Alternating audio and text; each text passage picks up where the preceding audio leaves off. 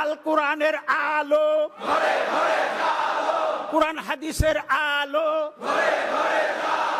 কেপটাউনবাসীর পক্ষ থেকে আজহারীর জন্য আমরা সবাই ধন্য, আমরা সবাই ধন্য। আজহারী সাহেবের আগমন প্রবাসীদের পক্ষ থেকে, কেপটাউনের পক্ষ থেকে নারায়ে তাকবীর, নারায়ে তাকবীর। দিন ইসলাম, দিন ইসলাম, কোরআন হাদিসের আলো।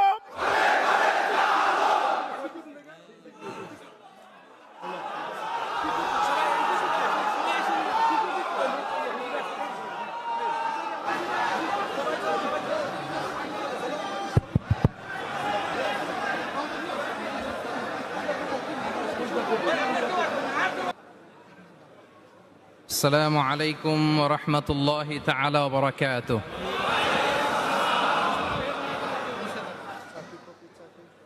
প্রিয় ভাইরা, কেমন আছেন সবাই?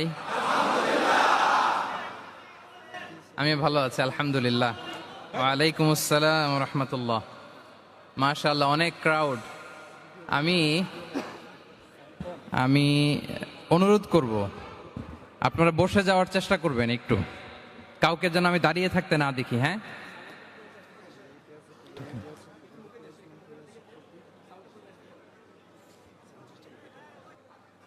যদি একটু বাড়ানো যায়। Can you turn up the volume? The person who is operating the sound system, please just turn up the volume just a little bit, please. আসসালামু আলাইকুম ওয়া রাহমাতুল্লাহি ওয়া বারাকাতুহু। نحمده ونصلي على رسوله الكريم أما بعد فأعوذ بالله من الشيطان الرجيم بسم الله الرحمن الرحيم إنما المؤمنون إخوة فأصلحوا بين أخويكم واتقوا الله لعلكم ترحمون صدق الله العظيم رب اشرح لي صدري ويسر لي أمري واحلل عقدة من لساني يفقه قولي تفسير القرآن মাহফিল বাস্তবায়ন কমিটি দক্ষিণ কোরিয়ার আয়োজনে, দক্ষিণ আফ্রিকার আয়োজনে, দক্ষিণ আফ্রিকার পর্যটন নগরী কেপ টাউনের এই মসজিদুল কুদসে আজকের এই প্রোগ্রামে যারা উপস্থিত হয়েছেন তাদের সবাইকে জানাচ্ছি আন্তরিক শুভেচ্ছা এবং মোবারকবাদ। আহলান ওয়া সাহলান ওয়া মারহাবান বিকুম ফি হাযা আল-লিকা আত-তাইয়্যিব আল-মুবারাক। আমরা শুরুতেই আল্লাহ রাব্বুল ইজ্জা ওয়াল জালালের দরবারে শুকরিয়া জ্ঞাপন করছি, যিনি আমাদেরকে এই পৃথিবীর বুকে জান্নাতের বাগান তথা আল্লাহর ঘর মসজিদে, এই মসজিদুল কুদসে এশার সালাতের পরে কিছু দিনই কথাবার্তা শুনবার জন্য একত্রিত হওয়ার সুযোগ করে দিয়েছেন। আমরা সবাই একসাথে আওয়াজ করে পড়ছি কালিমাতুশ শুকর আলহামদুলিল্লাহ। সবাই পড়ুন, রব্বানা লাকাল হামদ হামদান কাসীরান তাইয়্যিবান মুবারাকান ফীহি ইয়া রাব্বি লাকাল হামদু কামা ইয়ানবাগি লিজালালি ওয়াজহিকা ওয়া আযীমি সুলতানিকা লাকাল হামদু বিল ঈমান লাকাল হামদু বিল ইসলাম লাকাল হামদু বিল কুরআন। আমরা আল্লাহ রাব্বুল ইজ্জা ওয়াল জালালের দরবারে শুকরিয়া জ্ঞাপনের পরপরই আজকে এই প্রোগ্রামকে যারা বাস্তবায়ন করেছেন, অর্গানাইজার, তাদেরকে আমি অন্তরের অন্তঃস্থল থেকে শুভেচ্ছা এবং মোবারকবাদ জানাতে চাই। And specially I would like to thank the Masjidul Quds Authority for giving us a chance to organize such a beautiful event inside the mosque. May Allah reward them the best. আমরা সবাই বলি আমিন। আজকের প্রোগ্রামে উপস্থিত আছেন দক্ষিণ Africa প্রবাসী ব্যবসায়ী বৃন্দ, চাকরিজীবী বৃন্দ, কমিউনিটি লিডার্স, প্রেস, মিডিয়া, সাংবাদিক, ভলান্টিয়ার্স আছেন, আইম্মাতুল মাসাজিদ, মাদ্রাসার শিক্ষক মণ্ডলী এবং সেকেন্ড ফ্লোরে আমাদের বোনেরাও এসছেন এবং আমাদের কচিকাচা সোনামণিরা, ছাত্র ভাইয়েরা এবং ফরেনার যদি কেউ থেকে থাকেন, আমি সবাইকে অন্তরের অন্তঃস্থল থেকে শুভেচ্ছা এবং মোবারকবাদ জানিয়ে শুরু করছি। সম্মানিত সুধী, এই সফরটা আমার দক্ষিণ আফ্রিকাতে ব্যক্তিগত সফর ছিল। কোনো প্রোগ্রামে জয়েন করব এরকম কোনো প্ল্যান আমার ছিল না, কিন্তু তারপরে আল্লাহ তাআলার ফয়সালা জোহানেসবার্গে আমি একটি প্রোগ্রামে অংশগ্রহণের সুযোগ আমার হয়েছে এবং কেপ টাউনে আমার দ্বিতীয় প্রোগ্রামে আজকে আপনাদেরকে নিয়ে অংশগ্রহণের সুযোগ আমাদের হয়েছে, আলহামদুলিল্লাহ। এবং এই কেপ টাউনের এই প্রোগ্রামের মধ্য দিয়ে আমার সফর এখানে শেষ হবে। কেপ টাউন দিয়ে আমি আমার সফর শেষ করবো ইনশাআল্লাহ বিইذনিল্লাহ। খুব চমৎকার একটি শহর, খুব চমৎকার অসাধারণ একটি শহর, পাহাড়ে ঘেরা। আমি যতই দেখছি ততই মুগ্ধ হচ্ছি। বিশুদ্ধ নগরী, একেবারে ফ্রেশ এয়ার, মানে এনভায়রনমেন্টাল পলিউশন আমার চোখে পড়েনি। আজকে আবার একটা হেলিকপ্টার রাইড দিলাম, দিয়ে পুরো কেপ টাউনটা উপর থেকেও দেখলাম। তো যতই দেখি ততই মুগ্ধ হই। আল্লাহ শুকরিয়া যে আল্লাহ তাআলা এরকম চমৎকার জায়গায় আপনাদেরকে রেখেছেন, আলহামদুলিল্লাহ। আমরা আল্লাহ তাআলার দরবারে আসলে শুকরিয়া করে শেষ করতে পারবো না। ওয়া ইন তাউদ্দু নি'মাতাল্লাহি লা তুহসুহা, আল্লাহর নেয়ামত যদি আমরা গুনতে শুরু করি, গুনে শেষ করা যাবে প্রিয় ভাইরা? যাবে না। বাংলাদেশে চাকরির বাজার মন্দা, ব্যবসা করতে গেলে অনেক ঝক্কি ঝামেলা, নিরাপত্তা, এটা সেটা অনেক কিছু বিবেচনা করে আমাদেরকে থাকতে হয়। তার বিপরীতে এখানে আল্লাহ তাআলা আপনাদেরকে প্রতিষ্ঠিত করেছেন। অনেকে এই দেশের ন্যাশনালিটি পেয়েছেন, সাউথ আফ্রিকান ন্যাশনালিটি পেয়েছেন। তারপর ব্যবসায় আপনারা ভালো করছেন, রিজিকের 10 ভাগের 9 ভাগ আল্লাহ ঢুকিয়ে দিয়েছেন ব্যবসার ভেতরে, আলহামদুলিল্লাহ। তো দেশে যারা স্ট্রাগল করছে তাদের তুলনায় তো আমরা অনেক ভালো, কি বলেন? আপনাদের কোনো কমপ্লেন নাই তো? সব সময় কি বলবেন? আলহামদুলিল্লাহ বললে আল্লাহ তাআলা নেয়ামত আরো বাড়িয়ে দিবে, বাড়িয়ে দিবে। আমি প্রাণ ভরে আপনাদের জন্য দোয়া করি, আল্লাহ তাআলা আপনাদের রিজিকে বারাকা দান করুক, আল্লাহ তাআলা আপনাদের স্বাস্থ্যে বারাকা দান করুক, আপনাদের কর্ম প্রচেষ্টা, আপনাদের অ্যাক্টিভিটি, আপনাদের এঙ্গেজমেন্ট আল্লাহ তাআলা বারাকা দান করুক। আমাদের প্রিয় মাতৃভূমি বাংলাদেশ খুব সেনসিটিভ অ্যান্ড ক্রুশাল একটা টাইম পার করছে। আমরা আমাদের প্রিয় মাতৃভূমির জন্য আজকের কেপ টাউনের বাইতুল কুদস মসজিদ থেকে, মসজিদুল কুদস থেকে দোয়া করি আল্লাহ তাআলা আমার প্রিয় মাতৃভূমি বাংলাদেশকে হেফাজত করুক। যেটাতে আমার দেশের কল্যাণ, যেটাতে আমার দশের কল্যাণ, আল্লাহ তাআলা সেই ফয়সালা করুক। সম্মানিত সুধী, আর কাল বিলম্ব না করে আমি আমার মূল আলোচনায় যাচ্ছি। সাংবাদিক ভাইরা ছাড়া কেউ মোবাইল ব্যবহার করবেন না। যারা জার্নালিস্ট শুধু তারাই মোবাইল ব্যবহার করবেন। পেছনে আমি বলার পরে ওই যে কিছু ভাইরা মোবাইল ধরে ধরে ভিডিও করতেছেন, এটাই লাস্ট অ্যানাউন্সমেন্ট। এই মোবাইল ইস্যু নিয়ে আর কথা বলবো না। মেহেরবানি করে মোবাইল ব্যবহার করবেন না, আর কাউকে করতে দেখলে তাকে স্টপ করাবেন। সম্মানিত সুধী, আমি সূরাতু আল হুজরাতের 10 নম্বর আয়াত তেলাওয়াত করেছি, যেখানে আল্লাহ তাআলা আমাদের ভ্রাতৃত্বের গুরুত্ব নিয়ে আলোকপাত করেছেন।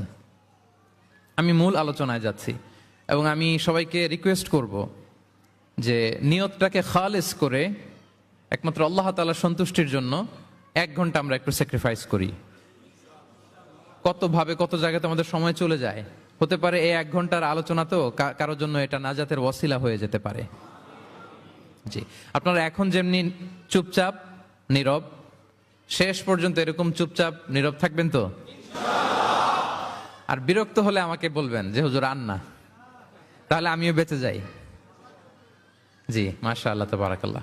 আল্লাহ তাআলা আমাদের আশাকে, বসাকে, এই আয়োজনকে কবুল করুক। আমরা এখানে যেমনি একত্রিত হলাম, আমরা আল্লাহর জান্নাতেও যেন এমনি একত্রিত হতে পারি। আল্লাহ তৌফিক দান করুক।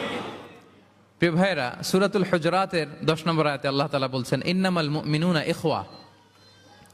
আল্লাহ বলেন বিশ্বাসীরা ভাই ভাই, মুমিনরা ভাই ভাই।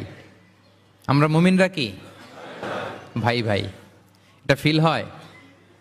হ্যাঁ, এটা ফিল করতে হবে, শুধু মুখে বললে হবে না। আমরা কিন্তু ভাই ভাই, we are brothers, brothers in Islam. ইন্নামাল মুমিনুনা ইখওয়া, বিশ্বাসীরা ভাই ভাই। ফাআসলিহু বাইনা আখাওয়াইকুম। আর এই ভ্রাতৃত্বের মধ্যে যদি কখনো টানাপোড়েন হয়, বোঝাপড়ায় সমস্যা হয়, বিরোধ হয়, তাহলে মিলমিশ করে দিও, তোমরা সেটা আপোষে মীমাংসা করে দিও। আদেশটা কার? আওয়াজ করে বলুন না, আদেশটা কার?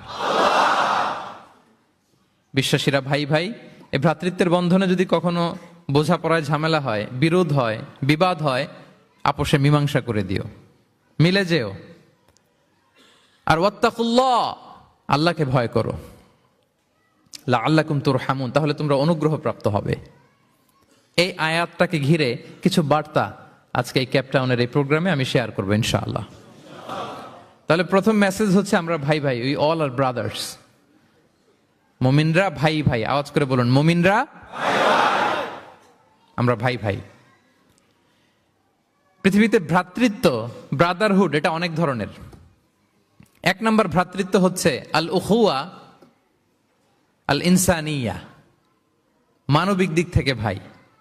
যারাই মানুষ তারাই ভাই, কারণ আমাদের আদি পিতার নাম, আদিমাতা Adam and Eve. We came from the very same source, same origin. একটা জায়গা থেকে আসছে। সবার বাপ যদি একজন হয়, সবার মা যদি একজন হয়, তো আমরা সবাই কি? সুবহানাল্লাহ পড়বেন না?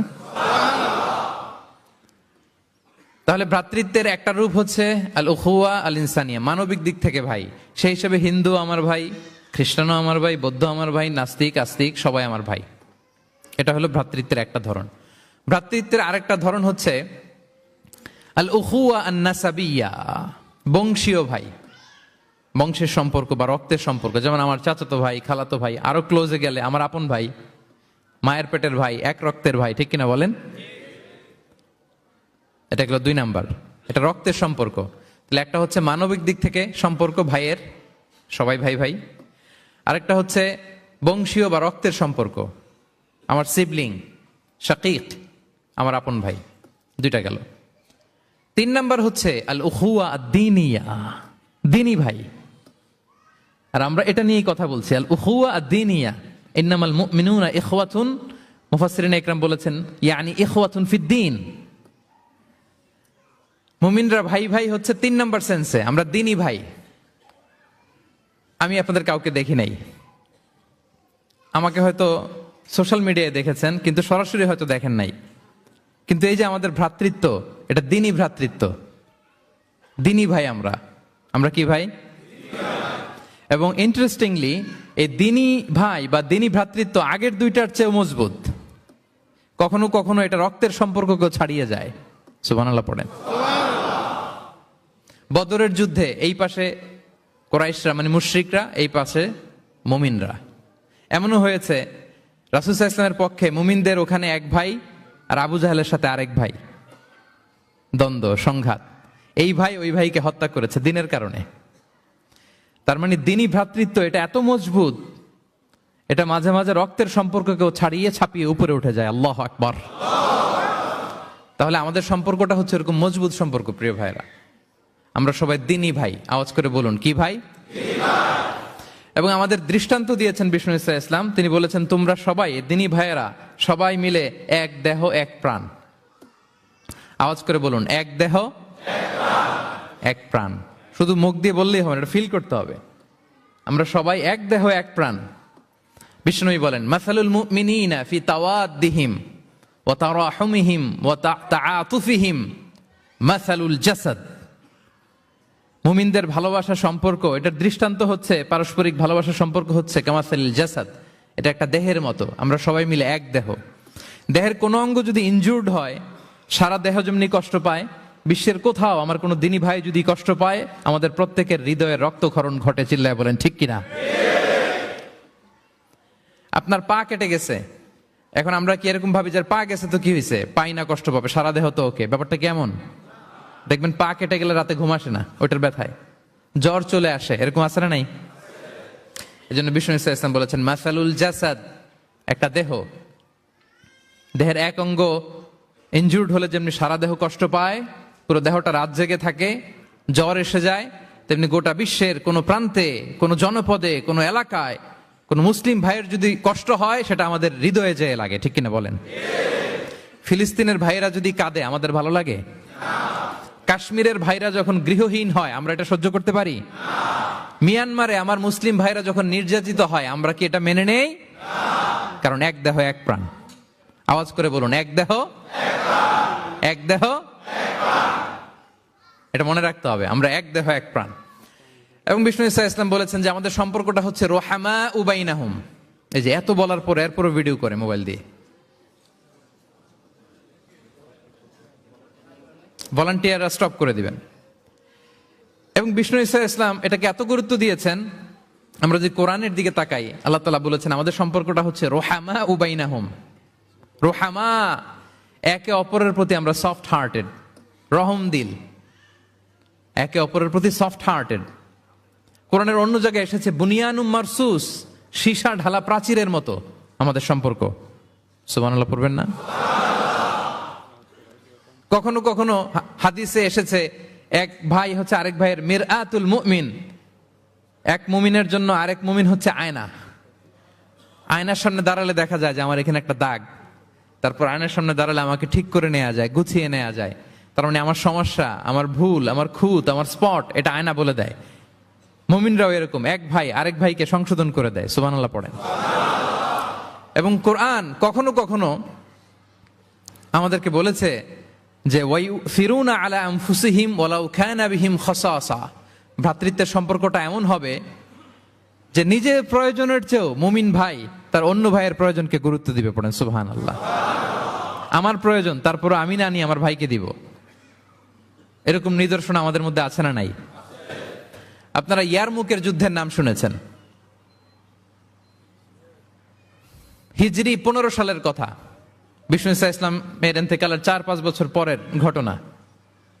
ওমরে ফারুক রাদিয়াল্লাহু তাআলা আনহু, উনি হচ্ছেন তখন আমাদের খলিফা, the second caliph of Islam, আমিরুল মুমিনিন, খলিফাতুল মুসলিমিন। তো ইয়ারমুকের যুদ্ধে আল্লাহ তাআলা আমাদেরকে বিজয় দান করেছিলেন, কিন্তু এমনি এমনি বিজয় আসে নাই, এমনি এমনি আসে নাই। একের পর এক সাহাবারা আহত হয়েছেন, নিহত হয়েছেন, মানে শহীদ হয়েছেন। এবং যুদ্ধের এক পর্যায়ে এমন হয়েছে, খাবারের অভাবে, পানির অভাবে সাহাবারা ছটফট করছিলেন, এক ফোঁটা পানি নাই, রুহু বেরোয় যায়, পানি পানি বলে চিৎকার করছেন। তৃষ্ণায় যখন কাতর, ওই সাহাবীর কাছে পানি নিয়ে আসা হলো, মশক দিয়ে পানি নিয়ে আসা হলো, সামান্য কিছু পানি যে নেন। তো উনি যখন পানি খাবেন, দেখতে পেলেন যে পাশে আরেক ভাই চিৎকার করে পানি পানি, এক ফোঁটা পানি দাও, চিৎকার করছে। ওই সাহাবী বলতেছেন আমার দরকার নেই, আমার ভাইকে নিয়ে আগে দাও, আমি পরে খাবো। আল্লাহ। ওই দ্বিতীয় সাহাবীর কাছে যাওয়া হলো এই মশক নিয়ে, যে আপনি একটু পানি খেয়ে তার হৃদয়টাকে শান্ত করেন, ঠান্ডা করেন। তিনি যখন পানি মুখে নিতে যাবেন, পাশে আরেক ভাই চিৎকার করছে পানি পানি, এক ফোঁটা পানি দাও। ওই সাহাবী বললেন আমাকে না, আমার ভাইকে দাও, আমার আগে আমার ভাইকে দাও। ওই সাহাবার কাছে নিয়ে যাওয়া হলো যে আপনি আগে খান। ওই সাহাবীর কাছে পানির মশক নিয়ে যেতে যেতেই উনি শহীদ হয়ে গেলেন। আবার মশক নিয়ে দ্বিতীয় সাহাবীর কাছে আসতে না আসতে দ্বিতীয় সাহাবীও শহীদ হয়ে গেলেন। প্রথম যিনি চিৎকার করছিলেন তার কাছে আবার মশক নিয়ে যেতে না যেতে তিনিও শহীদ হয়ে গেলেন। সুবহানাল্লাহ পড়বেন না? ওয়ায়ুসিরুনা আলা আনফুসিহিম ওয়ালাউ কানা বিহিম খাসাসা, নিজেদের প্রয়োজন থাকা সত্ত্বেও মুমিনরা তার অন্য ভাইয়ের প্রয়োজনকে প্রাধান্য দেয়। আল্লাহু আকবার। এই হচ্ছে আমাদের ভ্রাতৃত্বের দৃষ্টান্ত। তাহলে প্রথম মেসেজ হচ্ছে মুমিনরা ভাই ভাই, মুমিনরা, আর আমাদের দৃষ্টান্ত হচ্ছে এক দেহ এক প্রাণ। আওয়াজ করে এক দেহ এক প্রাণ। আর আমরা যদি কখনো বিবাদে জড়াই, আমরা এটাকে সংশোধন করে দেব, আপোষে মিলমিশ করে দেব। কি বলেন? নাকি আরো লাগাই দিবেন? ঝগড়া লাগছে আর একটু লাগাই দেই? হ্যাঁ, আচ্ছা বলেন তো, আগুন লাগলে আপনারা কি দিয়ে নিভান? ওইখানে যদি কেউ তেল ঢেলে দেয়, এই কাজ করবেন? মিলিয়ে দিব আমরা, পারা যাবে তো? প্রিয় ভাইয়েরা, ইউনিটির কোনো বিকল্প নাই, সংঘবদ্ধ থাকার বিকল্প নাই, সুসম্পর্কের কোনো বিকল্প নাই। আজকে যদি আপনি সমাজের দিকে তাকান, দেখবেন আমাদের সম্পর্কগুলো নষ্ট হয়ে যাচ্ছে পারস্পরিক। বাবার সাথে ছেলের সম্পর্ক ভালো না, বৌমার সাথে শাশুড়ির সম্পর্ক ভালো না, ভাইয়ের সাথে ভাইয়ের সম্পর্ক ভালো না, মামাকে দেখলে ভাগিনা সালাম দেয় না, আছে না নাই? চাচার সাথে ভাতিজার সম্পর্ক ভালো না, স্ত্রীর সাথে স্বামীর সম্পর্ক ভালো না। কত রিপোর্ট যে আমাদের কাছে আসে। নেতার সাথে কর্মীর সম্পর্ক ভালো না, এরকম আছে না নাই? তাহলে আমাদের মধ্যে সম্পর্কের টানা পড়েন গ্যাপ, এটা আছে না নাই বলেন? এই সম্পর্কের টানাপোড়েনের জন্য আমরাই দায়ী। এর কারণ হচ্ছে আমরা সম্পর্কগুলোর যত্ন নেই না। আপনি যদি একটা গাছ লাগান, লাগিয়ে যদি রেখে দেন, এটা বাঁচবে? এটা কি করতে হয়? পরিচর্যা করতে হয়, যত্ন নিতে হয়, সার দিতে হয়, পানি দিতে হয়, নিড়ানি দিতে হয়, আগাছা পরিষ্কার করতে হয়। তার মানে গাছ লাগালে এটার যত্ন নিতে হয়। কথা বুঝতে পেরেছেন? আমাদের যে সন্তান, ওদেরকে যদি আপনি এমনি ছেড়ে দিয়ে রাখেন, মানুষ হবে না তারা, তাদের যত্ন নিতে হয়, ফলে মানুষের মতো মানুষ হয়, ঠিক কিনা বলেন? তো আমরা সব কিছু টেক কেয়ার করি, যত্ন নেই, কিন্তু আমাদের সম্পর্কগুলোর যত্ন নেই না। এজন্য পারস্পরিক সম্পর্কগুলোর যত্ন নিতে হবে আমার ক্যাপটাউনের ভাইয়েরা, যাতে সম্পর্কগুলো নষ্ট না হয়। কি বলেন? যত্ন নিবেন, যত্ন নিবেন। হ্যাঁ। এখন আজকে আমি এই ড্যামেজ রিলেশনশিপ কিভাবে জোড়া লাগাবেন, সম্পর্কের কিভাবে এটা ফিক্স করবেন, সম্পর্ককে কিভাবে টিকিয়ে রাখবেন, যত্ন নিবেন, এটার কিছু ইসলামিক ফর্মুলা আপনাদের সাথে শেয়ার করবেন ইনশাআল্লাহ। সবাই বলুন ইনশাআল্লাহ।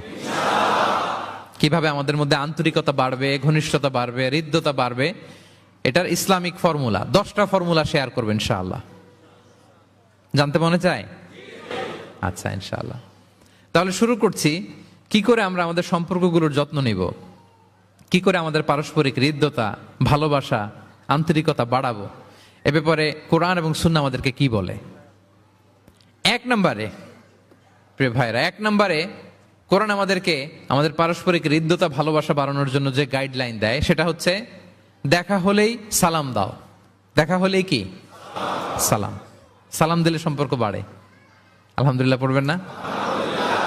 কোরআন বলছে ফাইদা দাখালতুম বুয়ুতান ফাসাল্লিমু আলা আনফুসিকুম তাহিয়াতাম মিন ইনদিল্লাহি মুবারাকাতান তাইয়্যিবা। তোমরা যখন ঘরে প্রবেশ করবে, তোমরা নিজেদেরকে সালাম দাও, মানে বলো আসসালামু আলাইকুম। এটা হচ্ছে তাহিয়াতাম মিন ইনদিল্লাহ, আল্লাহর পক্ষ থেকে অভিবাদন পদ্ধতি। এটা আল্লাহ শিখিয়েছেন। গ্রিটিংস আমরা তো বলি হ্যালো, হাই, তারপর গুড মর্নিং, গুড ইভিনিং, এগুলো বলি, কিন্তু আল্লাহ শিখিয়েছেন আসসালামু আলাইকুম। আদম আলাইহিস সালামকে যখন আল্লাহ তাআলা তৈরি করলেন, 60 হাত লম্বা করে বানালেন। কয় হাত? আপনি কয় হাত? আপনিও 60 হাত। আমাদের হাতে রাফলি 3.5 হাত। কিন্তু আদম আলাইহিস সালাম তিনি লম্বায় কত ছিলেন? তো আদম আলাইহিস সালাম যখন সৃষ্টি হলেন, তখন আল্লাহ তাআলা আদম আলাইহিস সালামকে বললেন, আদম তুমি সালাম দাও। কি দাও?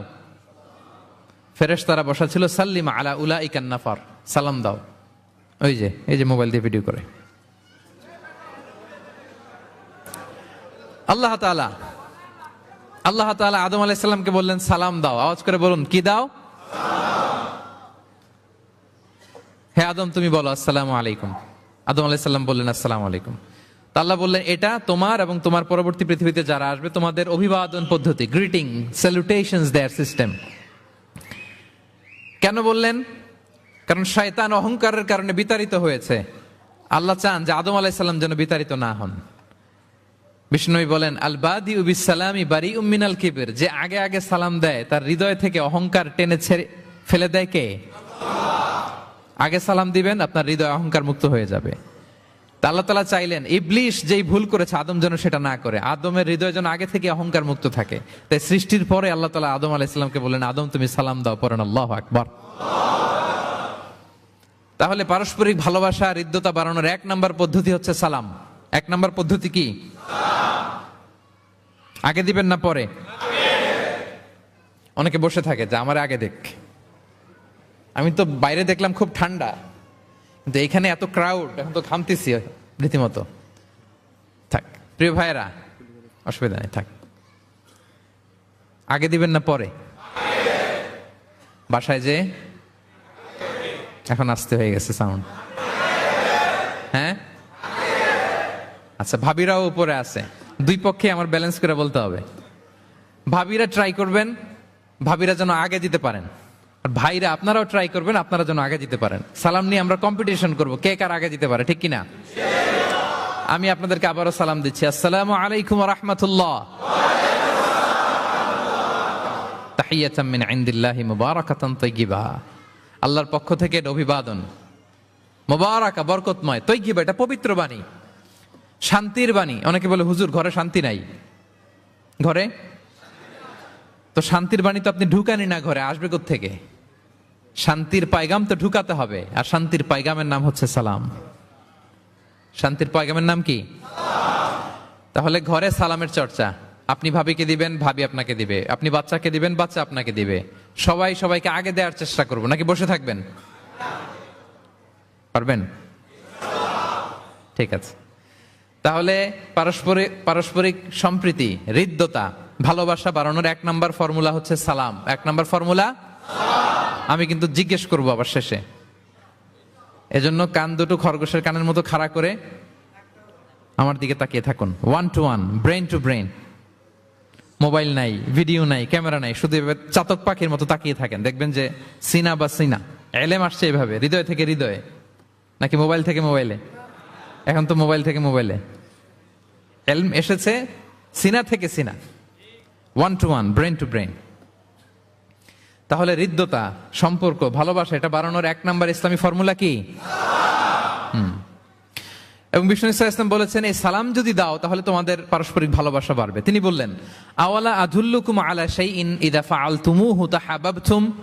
হে সাহাবীরা, আমি কি তোমাদেরকে একটা টিপস শিখাই দিব না, যেটা করলে তোমাদের মধ্যে ভালোবাসা বাড়বে? সাহাবারা বললেন, অবশ্যই শিখাবেন।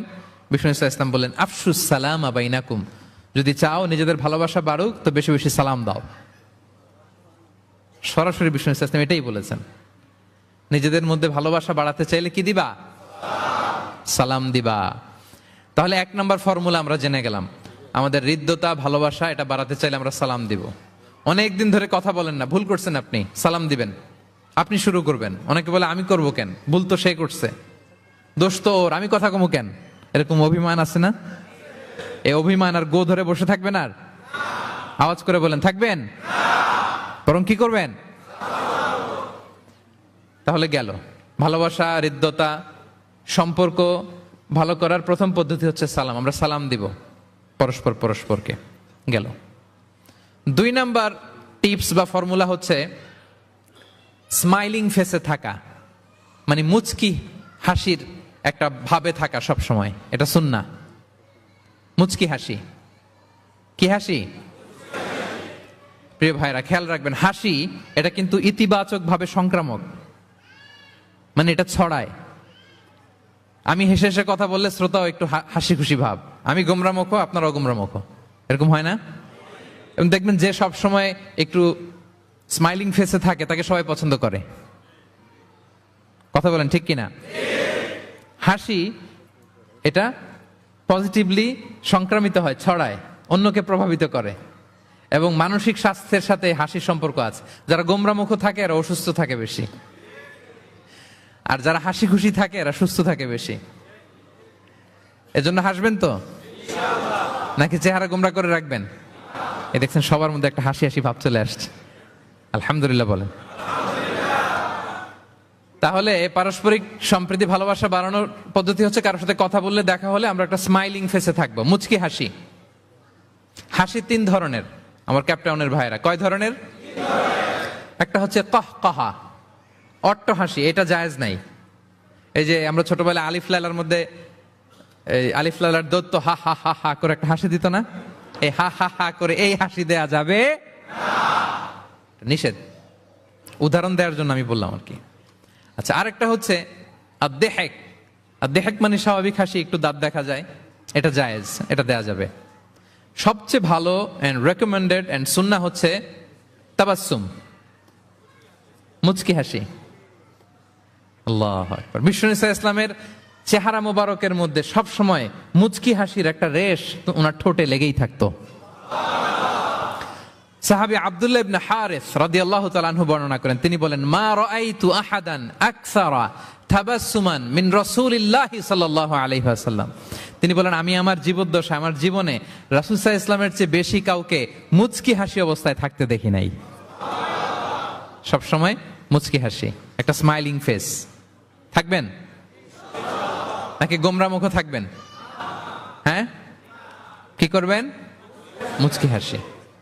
এবং আপনি আপনার ভাইয়ের দিকে তাকিয়ে মুচকি হাসি যদি দেন, বিষ্ণু ইসলাম বলেন, তাবাসসুমুকা ফি ওয়াজহি আখিকা সাদাকা। Your smile to your brother, it's a charity. তুমি তোমার ভাইয়ের দিকে তাকিয়ে যে মুচকি হাসি দাও, এটা দিলেও সাদাকার সওয়াব হয়ে যায়। আপনি দিলেন হাসি, আমলনামায় যুক্ত হলো কি? সাদাকা। হ্যাঁ, মিশন ইসলাম বলেছেন তুমি কোনো কাজকে লা তাহকিরান্না মিনাল মারুফি শাইআ, কোনো কাজকে ছোট করে দেখবে না, কোনো নেক আমলকে। যদিও তুমি তোমার ভাইয়ের চেহারার দিকে মুচকি হাসি দিয়ে তাকাও, এটাও সাদকা দেওয়ার সওয়াব। তাহলে আমরা কারোর সাথে যখন কথা বলবো, দেখা হবে, আমরা একটা স্মাইলিং ফেসে থাকবো, গোমরা মুখে থাকবো না। কি বলেন, পারা যাবে? সব সময় স্মাইলিং ফেস, মুচকি হাসি। বিষ্ণু ইসলাম মুচকি হাসতেন, যে মুচকি যারা হাসি তাদেরকে সবাই পছন্দ করে। মুখটা যদি গোমরা করে কেউ রাখে, দেখতে ভাল লাগে, কথা বলতে ভাল লাগে। দেখবেন অনেক বড়দেরকে বাচ্চারা ভয় পায়, কাছে যায় না। কেন বলেন তো? গম্ভীর থাকে। আবার অনেক মানুষের কাছে তাকে দেখলেই বাচ্চারা দৌড়ে কোলে কোলে উঠতে যায়, আছে না নাই? Smiling face. এই যে আমাদের শেখ মঈনুদ্দিন আজকে আমার সাথে একটা সফরে ছিল, দেখি যেই বাচ্চাকেই দেখে বলে খামান খামান, give me hug, give me hug. তো এই মানুষকে বাচ্চারা ভালো না বেসে পারবে? সুবহানাল্লাহ, এরকম হইতে হবে। বিষ্ণু ইসলামকে বাচ্চারা দেখলে খুব খুশি হতো, কোলে বসতে চাইতো। এক বাচ্চা তো কোলে বসে পেশাবি করে দিছে। সুবহানাল্লাহ পড়বেন না? বিষ্ণু ইসলাম নাতনিদেরকে কোলে নিয়ে নফল নামাজ পড়তেন। উমামা বিনতে যায়েদ, উমামা বিনতে যায়নাব, বিষ্ণু ইসলামের কন্যা যায়নাবের মেয়ে, মানে বিষ্ণু ইসলামের নাতনি উমামাকে নিয়ে বিষ্ণু ইসলাম একবার নফল নামাজ পড়েছেন। কান্না করে, কান্না থামাই না, নানা ভাইয়ের কোলে থাকবে, তো উনি কোলে রেখেই আল্লাহু আকবার। রুকু দেওয়ার সময় পাশে রেখে রুকু সেজদা, ওঠার সময় আবার কাঁদতেছে তো আবার কোলে নিয়ে আবার কেরাত। সুবহানাল্লাহ। তো আমরা সবাই স্মাইলিং ফেসে থাকবো আজকে থেকে, ক্যাপটাউনের ভাইয়েরা। একসাথে আওয়াজ করে বলুন ইনশাআল্লাহ। হৃদ্যতা, ভালোবাসা বাড়ানোর টিপস কয়টা বললাম? 1 নম্বরে সালাম, 2 নম্বরে মুচকি হাসি। দেখছেন সবাই মুচকি হাসি দিয়ে আস। আচ্ছা, 3 নাম্বার হচ্ছে কাউকে ওয়েলকাম করা। কেউ যদি আপনার সাথে দেখা করতে আসে, তাকে ওয়েলকাম করা, আহলান ওয়া সাহলান বলা।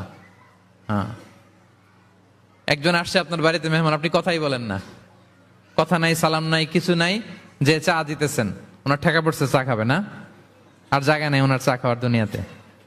না, এটা করবেন না। আপনি এগিয়ে যাবেন, সালাম দিবেন, মুসাফা করবেন, মুআনাকা করবেন, খোঁজ খবর নেবেন, ওয়েলকাম জানাবেন, লিটারালি ওয়েলকাম।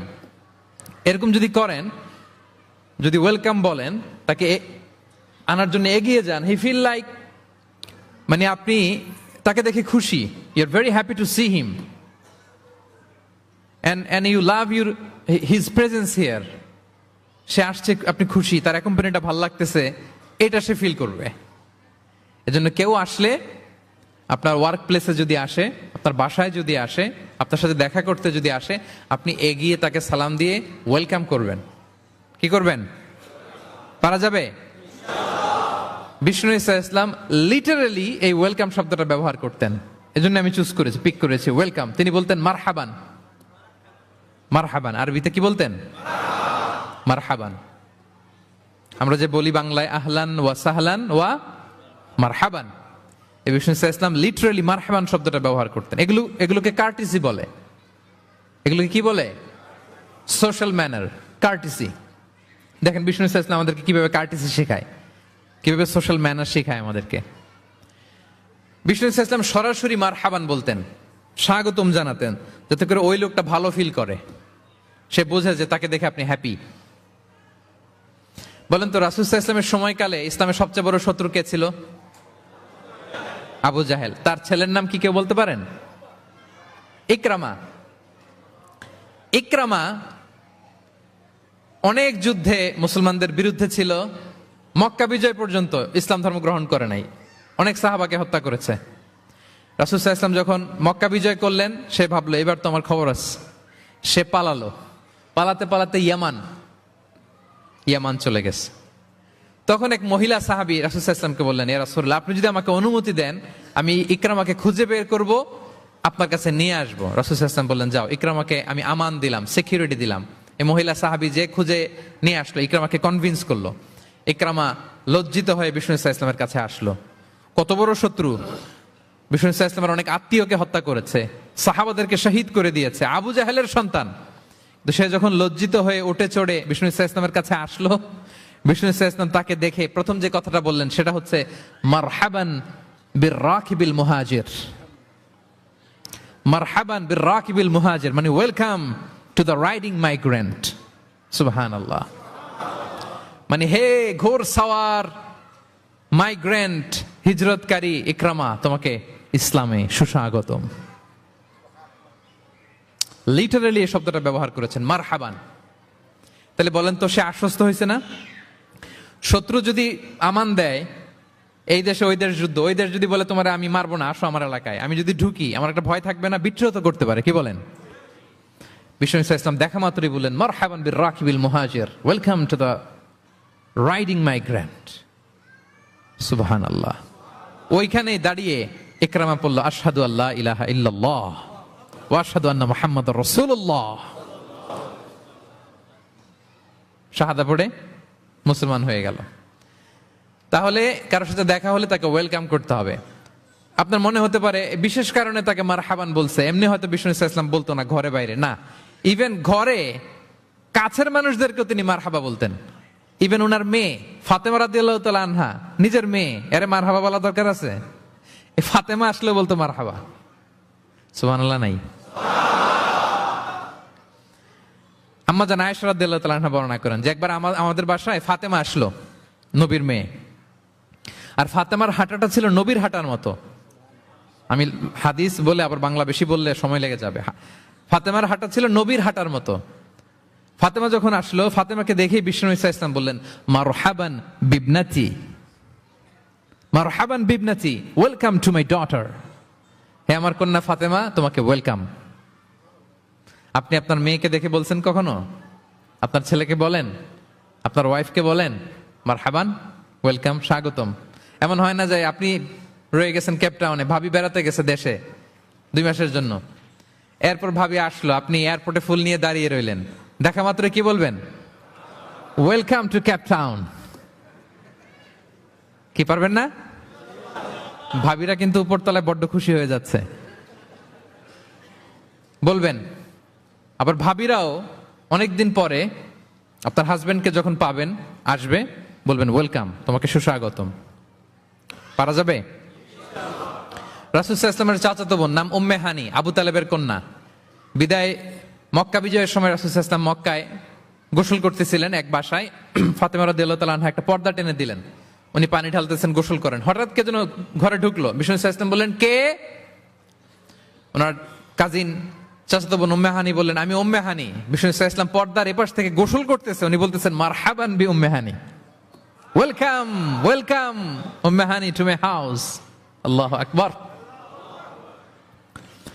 এবং ফরেন যত ডেলিগেশন আসতো, বিদেশি প্রতিনিধি, তাদের প্রত্যেককে বিষ্ণু সাল্লাল্লাহু আলাইহি ওয়াসাল্লাম বলতেন মারহাবান বিল কওম ও মারহাবান বিল ওয়াফদি গায়রা খাজায়া ওয়ালা নাদামা।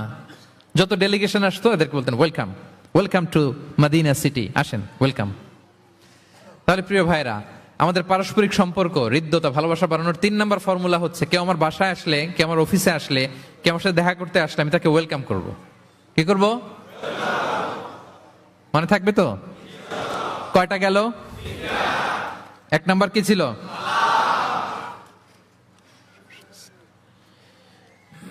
2 নাম্বার, 3 নাম্বার ওয়েলকাম।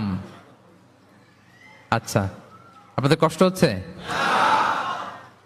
4 নাম্বার হচ্ছে ভালোবাসা হৃদ্যতা বাড়ানোর 4 নাম্বার পদ্ধতি হচ্ছে কারো কোনো ভালো গুণ দেখলে ওটা এপ্রিসিয়েট করা।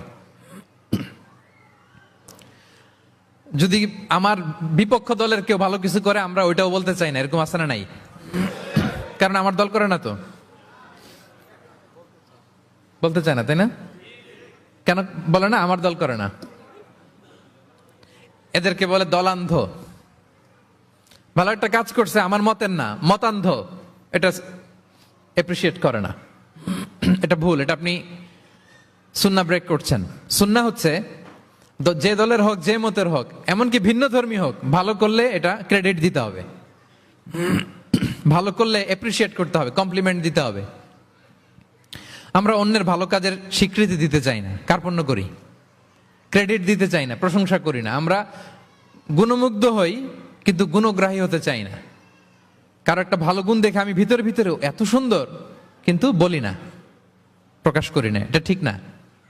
সুন্নাহ হচ্ছে কারো ভালো কোনো গুণ দেখলে এটা প্রকাশ করা, এপ্রিসিয়েট করা। কি করা? এপ্রিসিয়েট করা। কারো ভালো গুণ দেখলে এপ্রিসিয়েট করবেন, যাতে সে উৎসাহিত হয়। বিষ্ণু ইসলাম করতেন। বিষ্ণু ইসলাম একবার এক হাদিসে 7 জন সাহাবীর 7টা গুণের কথা বলেছেন, মানে তাদেরকে এপ্রিসিয়েট করেছেন। এক হাদিসে 7 জন। কয়জন?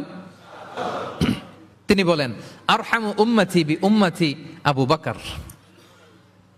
আবু বকরের সামনে বলতেছে, আমার এই উম্মতের মধ্যে সবচাইতে সফট হার্টেড পারসন হচ্ছে আবু বকর। নরম দিল, নরম দিল। কি দিল?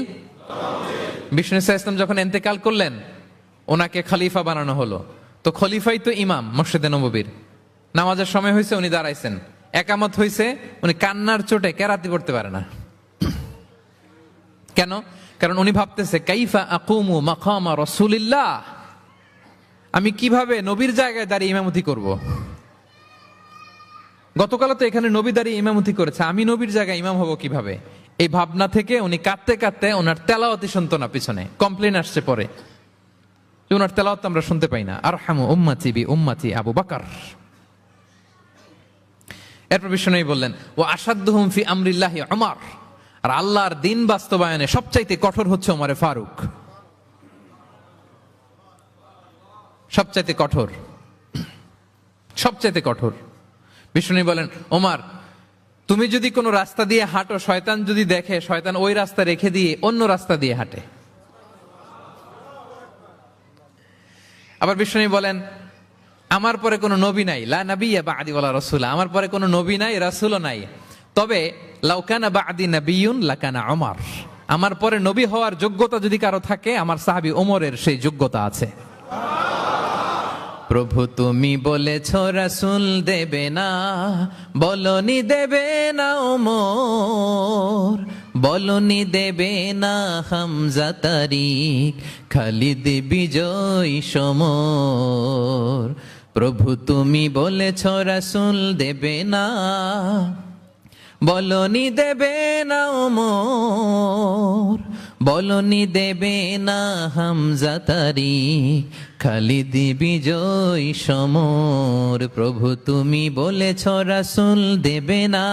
আল্লাহু আকবার। আল্লাহর জমিনে আল্লাহর দিন বাস্তবায়নে সবচাইতে কঠোর হচ্ছেন ওমরে ফারুক। মুনাফিকরা থরথর করে কাঁপতো ওনার ভয়ে। আমাদের দেশে বাচ্চারা যদি না খায়, রাতের বেলা বাচ্চারা খেতে চায় না, তো মায়েরা ভয় দেখায়, খাও, এই খাও, নাহলে কিন্তু বিড়াল আসবে, কুকুর আসবে। কুকুর বললে খুব আমার ছোট মেয়েটাও ভয় পায়, কুকুরের আওয়াজ শুনলে ভয় পায়। তো খেতে না চাইলে বলে, এই কুকুর আসবে, কিন্তু কুকুর এটা করে না। বাচ্চাদেরকে খাওয়াতে গেলে যখন জ্বালাতন করে খেতে চায় না, মায়েরা কি বলে, এই ভূত আসবে, এই কুকুর আসবে। মদিনায় কি করতো জানেন? বাচ্চারা খেতে না চাইলে মায়েরা বলতো, হা হুয়া ইয়াতি উমর, হা হুয়া ইয়াতি উমর, তাড়াতাড়ি খাও, এই যে ওমর আসতেছে, ওমর। What a personality. ওয়া আশাদ্দুহুম ফি আমরিল্লাহি উমর। আল্লাহর দিন বাস্তবায়নে সবচেয়ে কঠোর ছিলেন ওমর রাদিয়াল্লাহু তাআলা আনহু। ওয়া আসদাকুহুম হায়াআন উসমান। আর সবচেয়ে লজ্জাশীল ছিল আমার সাহাবীর মধ্যে কে? উনি এত লজ্জাশীল ছিলেন, উনাকে দেখে ফেরেশতারা লজ্জা পেয়ে যেত। আল্লাহ আল্লাহ, এত লজ্জাশীল, ফেরেশতারা লজ্জা পেয়ে যেত। ওয়া আকরাউহুম লিকিতাবিল্লাহি উবাই ইবনে কাব। আল্লাহর কিতাব সবচাইতে বিশুদ্ধ করে তেলাওয়াত করতে পারতো উবাই ইবনে কাব রাদিয়াল্লাহু তাআলা। এই মোবাইলটা বন্ধ করতে হবে। ওই যে সবচাইতে চমৎকার করে কোরআন তেলাওয়াত করতে পারতো বিশুদ্ধভাবে, কারীদের মতো করে কে? উবাই ইবনে কাব। ও আফরাদুহুম যায়েদ ইবনে সাবিত। ফারায়েজের বিধিবিধান, মানে বাবা মারা গেলে সন্তান যে ওয়ারিস হয়, দ্য ল অফ ইনহেরিটেন্স, এটার ব্যাপারে এক্সপার্ট সাহাবী হচ্ছে যায়েদ ইবনে সাবিত রাদিয়াল্লাহু তাআলা আনহু। ওয়া আ'লামুহুম বিল হালালি ওয়াল হারামি মুআয ইবনে জাবাল। আর আমার সাহাবাদের মধ্যে হালাল হারামে স্পেশালিস্ট হচ্ছে মুআয ইবনে জাবাল। ওয়া ইন্না লিকুল্লি উম্মাতিন আমিন ওয়া আমিনু হাযিহিল উম্মতি আবু উবাইদা ইবনুল জাররাহ। সব উম্মতের মধ্যে একজন বিশ্বস্ত গার্ডিয়ান থাকে, আমার উম্মতের মধ্যে বিশ্বস্ত গার্ডিয়ান সাহাবীর নাম হচ্ছে আবু উবাইদা ইবনে জাররাহ। সুবহানাল্লাহ পড়েন। আচ্ছা, ওই সাহাবীদের সামনে দাঁড়িয়ে বিশ্বনবী যখন এই অ্যাপ্রিসিয়েশন দিচ্ছে, বলেন তো সাহাবীদের কেমন লাগতেছে? কেমন লাগতেছে? আল্লাহ, অ্যাপ্রিসিয়েশন দিচ্ছে তো এলাকার মেয়র, তাই না? এমপি, প্রেসিডেন্ট, খোদ বিশ্বনবী, খোদ। দেখেন, উনি চাইলে না বললেও পারতেন, তাদেরকে ইন্সপায়ার করার জন্য তাশজিআন তাদের প্রশংসা করেছেন, অ্যাপ্রিসিয়েশন। দেখতেছে যে আবু বকর খুব নরম দিল, তিনি বললেন। দেখতেছেন যে ইসলাম প্রচারে ওমর খুব শক্ত মজবুত, তাকে অ্যাপ্রিসিয়েট করলেন, ক্রেডিটটা তাকে দিলেন। তাহলে বিশ্বনবী ক্রেডিট দিতে কখনো কার্পণ্যতা করতেন? গুণগ্রাহী ছিলেন। কিন্তু আমরা ভালো কিছু দেখলে এটা যে ভালো এতটুকু বলতে চাই না। এরকম করবেন আর না, এরকম করবেন না। সাহাবীদের মধ্যে সবচেয়ে সুরেলা গলার সাহাবী ছিলেন আবু মুসা আল আশআরী রাদিয়াল্লাহু তাআলা আনহু। একদিন তিনি আবু মুসাকে বলেন, আবু মুসা, তুমি যে রাতে তেলাওয়াত করো আমি কিন্তু শুনি। ইয়া রাসূলুল্লাহ, আপনি কি করে শুনেন? আমার বাড়ি কই, আপনি থাকেন কই? বলতেছে, গত রাতে তুমি সূরা কাহাফ তেলাওয়াত করছো না? বলছে, জি করছি তো। আপনি কিভাবে শুনলেন? বলতেছে, তোমার ঘরের পাশ দিয়ে যাচ্ছিলাম, এত সুন্দর করে তুমি তেলাওয়াত করতেছো আবু মুসা। লাকাদ উতিতা মিজমারান মিন মাযামিরি আলি দাউদ। আল্লাহ তাআলা দাউদ আলাইহিস সালামের গলায় যে সুরের ঝংকার দিয়েছেন, আমার সাহাবীদের মধ্যে আল্লাহ তোমার গলায় ওই সুরের ঝংকার ঢুকাইয়া দিয়েছে। বলেন, বিশ্বনবীর কাছ থেকে যখন উনি এটা শুনছেন ওনার কেমন লাগছিল? হ্যাঁ, how does he feel that time? মানে ফিলিংসটা কেমন লাগছে? হ্যাঁ, আমাদেরকে তো একজন বড় কেউ প্রশংসা করলে আমরা কত খুশি হয়ে যাই। বিশ্বনবী স্বয়ং প্রশংসা করেছেন, সুবহানাল্লাহ। দেখেন প্রিয় ভাইরা, বিষ্ণু ইসলাম শুধু মুমিনদেরকে, মুসলিমদেরকে যদি এটা করতেন তাহলে একটা কথা ছিল, পানি পানি থাক, 1 ঘন্টার জন্য একটু কষ্ট করতে হবে। আমি পানি না খেয়ে কথা বলতেছি না, একটু কষ্ট করেন। এই পানি, এই চানাচুর, বিস্কিট দেওয়া শুরু করলে আলোচনার ফ্লো নষ্ট হয়ে যায়। পানিটা থাক, একটু পরে আমরা পানি খাবো ইনশাল্লাহ। আমার দিকে তাকান, আমার দিকে তাকান। ওই যে আরেকজন দায়িত্ব পালন করতেছে মোবাইল নিয়ে, আমার দিকে তাকান। আমরা তো আমার দলের বাইরে কেউ ভালো কিছু করলে বলি না। বিষ্ণু ইসলাম ইহুদির প্রশংসা করেছেন। আপনি আছেন কই মিয়া? ইহুদি। উহুদের যুদ্ধে বিষ্ণু ইসলামের সাথে মদিনার যে ইহুদিরা, তাদের কন্ট্রাক্ট ছিল মদিনা কেউ অ্যাটাক করলে সবাই মিলে মদিনাকে রক্ষা করবে। কিন্তু কুরাইশরা আক্রমণ করলো, এখন আর কেউ বেরোয় না। বনু কাইনুকা, বনু নদীর, বনু কুরাইজা, কেউ আর যায় না, কেউ যায় না। বিশ্বনবী কি করবেন?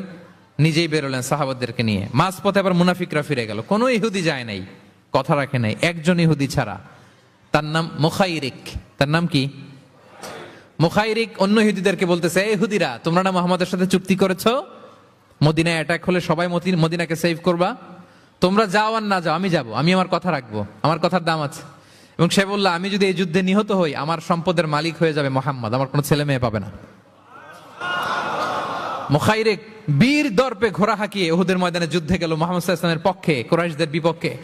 বীর দর্পে যুদ্ধ করতে করতে সে নিহত হলো। যুদ্ধ শেষে শহীদ সাহাবাদের লাশ যখন বিষ্ণু ইসলামের সাথে আনা হলো, কাছে আনা হলো, মুখাইরিকের লাশও আনা হলো।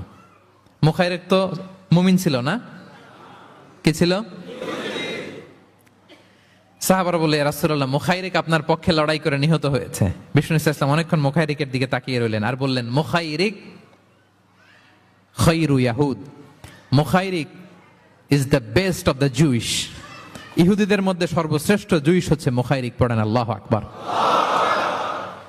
Appreciation, giving credit to others. Mukhayriq হচ্ছে the best of the Jewish. জুইশদের মধ্যে সবচেয়ে শ্রেষ্ঠ মানুষ হচ্ছে এই মুখাইরিক।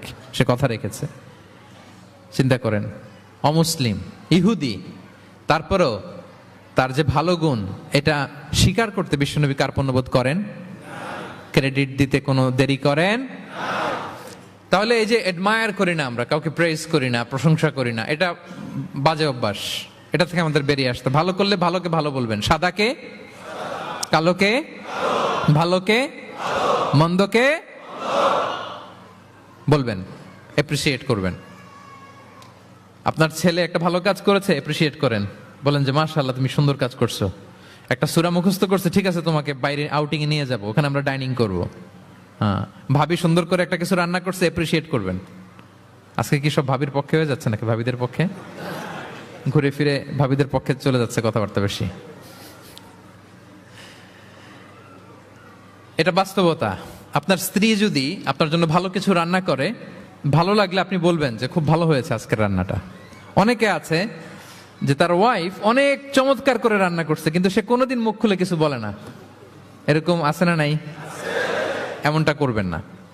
এবং অনেক হাজবেন্ড হয়তো স্ত্রীর জন্য অনেক কিছু করে, গিফট এনে দেয়, অনেক স্ট্রাগল করে, অনেক কিছু করে, কিন্তু স্ত্রী মুখ ফুটে হাজবেন্ডকে বলে না।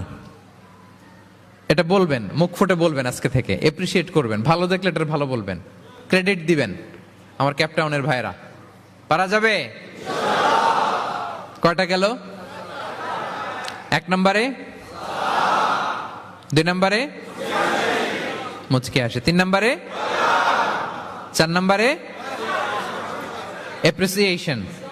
আচ্ছা, 5 নম্বরে, 5 নাম্বার হচ্ছে কল্যাণ কামনা করা, অন্যের ওয়েল উইশিং, অন্যের কল্যাণ কামনা করা সব সময়, থাকলেও, সামনে থাকলেও, না থাকলেও কল্যাণ কামনা করা। অনেকে সামনে সামনে অনেক ভালো, ভাই আপনি যে কত ভালো মানুষ, আপনার ছাড়া আমার চলেই না, আপনি মানে অনেক ভালো, এই এলাকায় আপনার মতো ভালো মানুষ আর নাই। মানে সামনে আপনি অনেক ভালো, আপনি দাতা, আপনি সমাজসেবক, আপনি শ্রেষ্ঠ মানুষ, কিন্তু দূরে চলে গেলে আর নাই, তার বদনাম, তার ব্যাপারে অন্যদের কান ভারী করে, আরে উনি তো এমন একটা লোক, বুঝছেন কি আর বলবো, বইলে আর লাভ নাই, পারি না ভাই ওনার সাথে, আর পারা যায় না। এরকম আছে না নাই? তার মানে সামনে সামনে খুব আপনি ভালো ভালো বললেন, কিন্তু সে যখন অনুপস্থিত তখন না। এটা তো শুভকামনা হয় না, এটা হয়েছে মুমিনদের শুভকামনা উপস্থিত অবস্থাতেও, অনুপস্থিত অবস্থাতেও। আলহামদুলিল্লাহ বলেন। এজন্য বিষ্ণু বলেন দ্বীনু আন-নাসিহা, দিন হচ্ছে আন-নাসিহা মানে কল্যাণ কামিতা। দিন মানে কল্যাণ কামিতা, সবার জন্য আপনি গুড উইশ করবেন, কল্যাণ কামনা করবেন, ওয়েল উইশিং করবেন, শুভকামনা জানাবেন, সামনে থাকলেও দূরে থাকলেও। বিষ্ণু সাল্লাল্লাহু আলাইহি ওয়াসাল্লাম বলেন লিল মুমিনি আলাল মুমিনি সিত্তু খিসাল, এক মুমিনের উপর আরেক মুমিনের 6টা দায়িত্ব। এর মধ্যে একটা হচ্ছে ওয়া ইয়ানসাহু লাহু ইযা গাবা আও শাহিদা, সে তার শুভকামনা করবে, উপস্থিত থাকলেও করবে, অনুপস্থিত থাকলেও করবে। সুবহানাল্লাহ পড়েন। সামনেও যেমনি করবেন, দূরে গেলেও করবেন। অন্যের জন্য শুভকামনা করলে এটা ফিরে নিজের দিকে আসে, এটা খেয়াল রাখেন। এটা একটা লাইফ হ্যাকস শেয়ার করতেছি, আজীবন কাজে লাগবে। অন্যের জন্য যেটাই ভালো কামনা করবেন এটা ঘুরে আপনার দিকে আসবে। অনেকে বলে হুজুর ওর জন্য দোয়া করে আমার কি লাভ? নিজের জন্য আল্লাহ আমারে মাফ করে দাও, আল্লাহ আমারে সমৃদ্ধি দাও, আল্লাহ আমার বেতন বাড়াও, আল্লাহ আমার ব্যবসায় বরকত দাও, আল্লাহ আমার ছেলেরা হাফেজ বানাও, আল্লাহ আমার বউ, আল্লাহ আমার মেয়ে, আল্লাহ আমার আমার আমার সব আমার ভালো আপনি চাচ্ছেন নিজের জন্য, অন্যদের জন্যও চান। আল্লাহ আমার সব ভাইদেরকে মাফ করো, আল্লাহ আল্লাহ আমার গোটা মুসলিম উম্মাকে তুমি বরকত দাও, কল্যাণ দাও, নেতৃত্বে আসার তৌফিক দাও, আল্লাহ সবাইকে সুস্বাস্থ্য দাও। এটা ফিরে আপনার দিকে আসবে। অন্যের জন্য শুভকামনা বহুগুণ বৃদ্ধি হয়ে নিজের দিকে রিটার্ন করে। বিষ্ণু সাল্লাল্লাহু এটাই বলেছেন মা মিন আবদিন মুসলিমিন ইয়াদউ লিআখিহি বিযাহরিল গায়বি ইল্লা ক্বালা লাহুল মালাকু ওয়া লাকা বিমিসলিন। কেউ যদি তার ভাইয়ের অনুপস্থিতি তার ভাইয়ের জন্য দোয়া করে, ফেরেশতারা ওই দোয়াটা তার জন্য আগে আগে করে। তাহলে অন্যের জন্য শুভকামনা করলে, দোয়া করলে লাভ না লস? ধরেন আমি মোশাররফ ভাইয়ের জন্য দোয়া করলাম যে আল্লাহ মোশাররফ ভাইকে তুমি সুস্থ করে দাও, তখন ফেরেশতারা বলে আল্লাহ যিনি দোয়া করতেছে তার যদি কোনো রোগ বালাই থাকে আগে তারে সুস্থ করে দাও। ধরেন আমি বেলায়েত ভাইয়ের জন্য দোয়া করতেছি, আল্লাহ বেলায়েত ভাইয়ের এই সমস্যা আল্লাহ তুমি দূর করে দাও, ফেরেশতারা বলবে আল্লাহ যিনি দোয়া করতেছে তার যদি এই সমস্যা থাকে আগে তারে এটা দূর করে দাও। ধরেন আমি দোয়া করলাম আল্লাহ আমার এই ভাই, আল্লাহ সে গরিব, তার অর্থের বড্ড অভাব, দারিদ্রতা, আল্লাহ তুমি আমার ভাইয়ের দারিদ্রতা দূর করো। ফেরেশতারা বলে ওয়ালাকা বিমিসলিন, তোমার জন্য এটা, মানে আল্লাহ যিনি দোয়া করতেছে তার যদি অর্থের প্রয়োজন থাকে আগে তার দারিদ্রতা দূর করে দাও। তাহলে বলেন তো অন্যের জন্য দোয়া করলে লাভ না লস? অন্যের জন্য ভালো দোয়া করলে এটা নিজের দিকে আসে। কিসের দিকে আসে? তাহলে শুভ কামনা 5 নম্বরে কি? আচ্ছা, 10টার মধ্যে কয়টা বলে ফেলছি? ক্লান্ত হচ্ছেন না তো আপনারা? শুভ কামনা নিয়ে একটা গল্প বলে আমি 6 নম্বরে যাচ্ছি। এক লোক মাগরিবের নামাজের আগে তার বন্ধুর জন্য দোয়া করতেছে, আল্লাহ আমার বন্ধুকে তুমি একটা সুন্দরী, রূপবতী, গুণবতী, নেককার, মুতিয়া, কানেতা, জামিলা, রায়েআ, একজন রূপবতী নেককার স্ত্রী দাও আল্লাহ। কতদিন ধরে তার বিয়েটা ঝুলে আছে, আল্লাহ তুমি ব্যবস্থা করে দাও, সুন্দরী, নেককার, আল্লাহওয়ালা। তো সে তো তার বন্ধুর জন্য প্রাণ ভরে দোয়া করতেছে, আর তার স্ত্রী ওয়াইফ পাশেই ইফতারি রেডি করতেছিল। এই দোয়া শুনে মহিলা তো তেলে বেগুনে জ্বলে উঠছে, দৌড়ে আসে বলছে, এই তুমি কিসের দোয়া করো, রাখো। সে বেচারা মোনাজাতের মধ্যে তো ভরকে গেছে, ভয়ে বলে কি হইলো, আমি তো দোয়া করতেছি আমার বন্ধুর জন্য। তো মহিলা বলে, তুমি কি মনে করছো আমি হাদিসটা জানি না? অন্যের জন্য কোনো ভালো দোয়া করলে আগে যেটা নিজের জন্য কবুল হয়, তুমি মনে করছো আমি জানি না? তুমি ভাবছো হাদিস শুধু তুমি একা জানো, আমি জানি না? না, কি সব দোয়া করো এগুলা? আল্লাহু আকবার, আল্লাহ রহম করুক। প্রিয় ভাইরা, এটা বলার উদ্দেশ্য হচ্ছে আপনি ভালো কিছু অন্যের জন্য চাইলে আল্লাহ তাআলা এটা নিজের জন্য কবুল করে নেয়। তাহলে অন্যের জন্য কল্যাণ কামনা করা, এটা হচ্ছে হৃদ্যতা, ভালোবাসা, সুসম্পর্ক বানানোর 5 নাম্বার টিপস। কয় নাম্বার? আচ্ছা, 6 নাম্বার টিপস হচ্ছে বিপদে কাউকে সাহায্য করা। কি করা? বিপদে সাহায্য করা। বিপদে যে সাহায্য করে সেই আসল বন্ধু, ঠিক কিনা? কাউকে যদি বিপদের সময় আপনি সাহায্য করেন, সে আজীবন মনে রাখবে আপনাকে। সে যদি কৃতজ্ঞ মানুষ হয়, ভালো মানুষ হয়, আজীবন আপনাকে মনে রাখবে, কখনো ভুলবে না।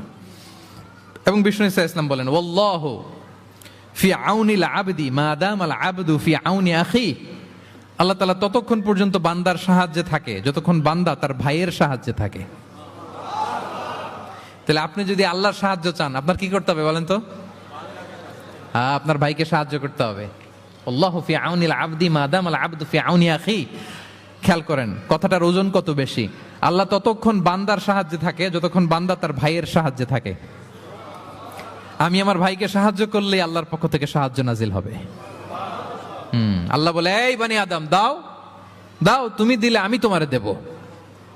আনফিক উনফিক আলাই, এই বানি আদম দাও আমি তোমারে দেব। সুবহানাল্লাহ। আমরা অন্যরে দিতে চাই না, কিন্তু ওনার কাছ থেকে চাই। তাহলে আল্লাহর সাহায্য পাওয়ার প্রথম শর্ত হচ্ছে মানুষকে সাহায্য করা। কি বলেন? তাহলে 6 নাম্বার, পারস্পরিক সম্পর্ক যে আমরা যত্ন নিব বলছি, এই যত্ন নেওয়ার 6 নাম্বার টিপস হচ্ছে, ভালোবাসা বাড়ানোর 6 নাম্বার টিপস হচ্ছে টু হেল্প ইন ডেঞ্জার, বিপদে সাহায্য করা। কি করা? নট নেসেসারিলি যে সবসময় টাকা দিয়েই সাহায্য করতে হবে। টাকা ছাড়া সাহায্য করা যায় না। সে জানে না কি করতে হবে, বললেন, পরামর্শ দিলেন, টাকা লাগলে কখনো টাকা দিলেন। নতুন আসছে কেপ টাউনে, কিছু জানে না, ব্যবসা বাণিজ্য কোথায় কি, একটু বুদ্ধি পরামর্শ দিলেন। এটাও কিন্তু সাহায্য। যার যেভাবে সাহায্যের প্রয়োজন, যদি আপনি আপনার ভাইয়ের সাহায্যে থাকেন, আসমান থেকে আল্লাহর সাহায্য পাবেন। বিষ্ণু ইসা ইসলাম নবী হওয়ার আগে ওনার 5টা স্পেশাল কোয়ালিটি ছিল। কয়টা? এর মধ্যে 2টা এই পয়েন্টের সাথে যায়। সেটা হচ্ছে, আর এটা বলছে ওনার খোদ স্ত্রী, প্রথম স্ত্রী, বিশ্বনবীর প্রথম স্ত্রীর নাম খাদিজাতুল কুবরা তাহেরা রাদিয়াল্লাহু তাআলা আনহা। কারো ব্যাপারে যদি সঠিক তথ্য জানতে চান, তার ওয়াইফকে নক করবেন, মানে তার স্ত্রীর কাছ থেকে রিপোর্ট নেবেন, আসলটা পেয়ে যাবেন। কয়েকটা জায়গায় নক করলে পাওয়া যায়। বড় সাহেবের তথ্য যদি জানতে চান, বড় সাহেবের দারোয়ানকে জিজ্ঞেস করেন, বড় সাহেবের ড্রাইভারকে জিজ্ঞেস করেন, বড় সাহেবের ঘরের কাজের বুয়াকে জিজ্ঞেস করেন, আর বড় সাহেবের বিবিকে জিজ্ঞেস করেন। এই 4 জনকে জিজ্ঞেস করলেই বড় সাহেবের গোমর আসল তথ্য এদের কাছ থেকে পাওয়া যাবে। বিষ্ণু ইসা ইসলামের স্ত্রী আম্মাজান খাদিজা বলেন, বিষ্ণু ইসা ইসলামের 5টা গুণ ছিল। নবী হওয়ার আগেই। এর মধ্যে একটা হচ্ছে ওয়া তাহমিলুল কাল্লা, তিনি মানুষের বোঝা বইয়ে দিতেন। সুবহানাল্লাহ পড়বেন না? একজন লাকড়ি নিয়ে যাচ্ছে, ভারী, পিঠ কুঁজো হয়ে যাচ্ছে ব্যথায়, বিশ্বনবী নিজের কাঁধে নিয়ে ওটা বহন করে দিতেন। ওয়া তাকসিবুল মা'দুমা, অন্যের জন্য উপার্জন করতেন, নিজে ছাগল চড়ায় ওই টাকাগুলো যারা খেতে পায় না তাদের হাতে তুলে দিতেন। মা বা'আসাল্লাহু নাবিয়্যান ইল্লা রাআল গানাম, পৃথিবীতে এমন কোন নবী নাই যে নবীরা ছাগল চড়ায় নাই। সাহাবারা বললেন ওয়া আনতা ইয়া রাসূলুল্লাহ, হে নবী আপনিও? বিষ্ণু বললেন কুনতু আরআহা লিকারারিত লিআহলি মক্কা, আমি অল্প কিছু কিরাত মানে অল্প কিছু পয়সার বিনিময়ে মক্কার লোকদের ছাগল চড়ায় দিতাম। He started his first career as a shepherd, রাখাল হিসেবে ক্যারিয়ার শুরু করছিলেন, ইনকামের রাস্তা। আর আমরা কাজ ভাগাভাগি করে, এটা ছোট কাজ, এটা করব না, ওইটা করব না। বিষ্ণু ইসলাম ছাগল চড়াতেন মরুভূমিতে, এবং এই উপার্জিত টাকাটা সুবিধা বঞ্চিত মানুষের হাতে তুলে দিতেন। চিন্তা করেন কি মানসিকতা ছিল বিশ্বনবীর। তাহলে আপনি যদি কারোর সাথে হৃদ্যতা বাড়াতে চান, বিপদে এগিয়ে আসবেন, সাহায্য করবেন। তাহলে 6 নাম্বার হচ্ছে টু হেল্প ইন ডেঞ্জার, কেউ বিপদে পড়লে তার to extend hour helping hand to others, আমরা সাহায্যের হাত বাড়িয়ে দিব। পারা যাবে তো ইনশাআল্লাহ? কয়টা গেল? 7 নাম্বার হচ্ছে ভিজিটিং সিক, অসুস্থ ব্যক্তিকে ভিজিট করা। এটা অনেক বড় সওয়াবের কাজ, এবং এতে আপনার হৃদ্যতা বাড়বে, ওই লোক আপনাকে মনে রাখবে। বিষ্ণু ইসলাম উনি সকালবেলা রেগুলারলি 2টা কাজ করতেন। এক হচ্ছে মদিনার বাজার ভিজিট করতে যেতেন রাফলি 10টা সাড়ে 10টার দিকে, আর ওই টাইমে উনি মদিনায় যদি কেউ অসুস্থ থাকতো তার বাসায় ভিজিট করতে যেতেন। আপনারা অসুস্থকে দেখতে জানতো না? যাবেন। বিষ্ণু ইসলাম কোনো অসুস্থের কাছে গেলে তার মাথায় হাত দিয়ে দোয়া পড়তেন। তিনি পড়তেন আল্লাহ আযহিবিন নাস, আল্লাহুম্মা রাব্বান নাস আযহিবিল বাস, ইশফি আনতা শাফি, লা শিফাআ ইল্লা শিফাউক, শিফাআন লা ইগাদিরু সাকমা। রোগীর মাথায় হাত দিয়ে তিনি বলতেন, হে মানুষের রব, তার রোগ তার কষ্ট দূর করেন, তাকে শিফা নসিব করেন, এমন শিফা দেন যে শিফার পরে আর সে রোগাক্রান্ত হবে না। বিষ্ণু ইসলামের এক খাদেম ছিল মদিনায়, ছোট্ট বালক, কিন্তু ধর্মে ইহুদি, ধর্মে নন মুসলিমদের সাথে how should be our relationship to the people of different faith, এটা নিয়ে আমার লম্বা লেকচার আছে, শুনবেন। লম্বা, আমি একাডেমিক ওয়েতে আলোচনা করেছি, আমার ইউটিউব চ্যানেলে গেলে পাবেন। মদিনাতে এক ছোট্ট ইহুদি বালক বিষ্ণু ইসলামের খেদমত করত, এটা সেটা এগিয়ে দিত। বিষ্ণু ইসলাম কোনো কাজ থাকলে তাকে অ্যাসাইন করতেন, অ্যাপয়েন্ট করতেন, দিতেন। কিন্তু অনেক দিন হয় ছেলেটা আসে না। বিষ্ণু খুঁজলেন ওই ইহুদি বালকটা কোথায়। সাহাবারা বলল ইয়া রাসূলুল্লাহ, সে তো অসুস্থ। সে কি? সে তো অসুস্থ। সহিহ বুখারীর বর্ণনা। শুনেই বিষ্ণু ইসলাম তার বাড়িতে গেলেন। কার বাড়িতে? ইহুদির বাড়ি। আমরা মনে করছি শুধু মুসলিম অসুস্থ হইলেই বোধহয় দেখতে যাইতে হবে, এরকম আমরা ধারণা করে নিছি। না, অসুস্থ হলে সেবা শুশ্রূষা করা, দেখতে যাওয়া, এটা মুসলিম অমুসলিমের সাথে সম্পর্ক না। যে কোনো ধর্মের, যে কোনো বর্ণের, যে কোনো চিন্তার অসুস্থ হইলেই আপনার নেইবার, এদিকে খ্রিস্টান যাবেন, এদিকে জুইশ যাবেন। ভিজিটিং সিক ফর অল, সবার জন্য এটা। বিষ্ণু ইসলাম গেলেন, যে তার পাশে, মাথার পাশে বসলেন। বসে তিনি বললেন ইয়া গোলাম আসলিম, হে বালক তুমি ইসলাম ধর্ম গ্রহণ করো। এতদিন খেদমত করছে, বলে নাই। অনেকদিন খেদমত করছে, একদিনও বলে নাই। একদিনও, আজকে বলতেছে। দেখেন, বিষ্ণু ইসলাম প্রপার টাইমিং এর অপেক্ষা করতেন সবকিছুর। আমরা অনেক সময় টাইমিং বুঝি না, কখন কি বলতে হয়, কখন কি করতে হয়, কতটুকু বলতে হয়, কোথায় যে থামতে হয়, এই কমন সেন্সটা অনেকের নাই। হ্যাঁ, আমি তো হিন্দুদেরকে পাইলে ইসলামের কথা বলিই না, আমি যে তুমি শাহাদা পড়ো, এটা কখনো বলি না। আমি ইসলামের বিউটি শুধু তুলে ধরি, যে এটা এমন, এটা এমন, কিন্তু তুমি শাহাদা পড়ো এটা বলি নাই। কত লোক যে আমার কাছে আসছে শাহাদা পড়ার জন্য, হিসাব নাই, হিসাব নাই। এখন তো পাবলিকলি করি না কিছু ইস্যুর কারণে, কারণ প্রপার টাইমিং লাগবে। এতদিন খেদমত করলো বিশ্বনবী, একদিনও তাকে শাহাদা পড়তে বলে নাই, আজকে বলতেছে। Proper timing. যখন বিষ্ণু বললেন ইয়া গোলাম আসলিম, ইসলাম ধর্ম গ্রহণ করো, ছোট্ট বাচ্চা ফানাযারা ইলা ওয়াজহি আবি, তার বাবার দিকে তাকালো। মানে বুঝাতে চাইলো যে বাবা আমি কি করব। তখন বাবা বলল আতিয়া আবুল কাসিম। বিশ্বনবীর উপাধি ছিল আবুল কাসেম, বড় ছেলের নাম কাসেম, তো ছোটবেলায় মারা গেছে। বাবা বলল আবুল কাসেম যা বলে তাই শোনো, কারণ এতদিনে ছেলের কাছ থেকে রিপোর্ট নিয়ে বুঝে গেছে তো এটা কে, এটা যে রাহমাতাল লিল আলামিন, এটা যে বিশ্বনবী, এটা যে দ্য লাস্ট মেসেঞ্জার, এটা বাবা মিলাই ফেলছে।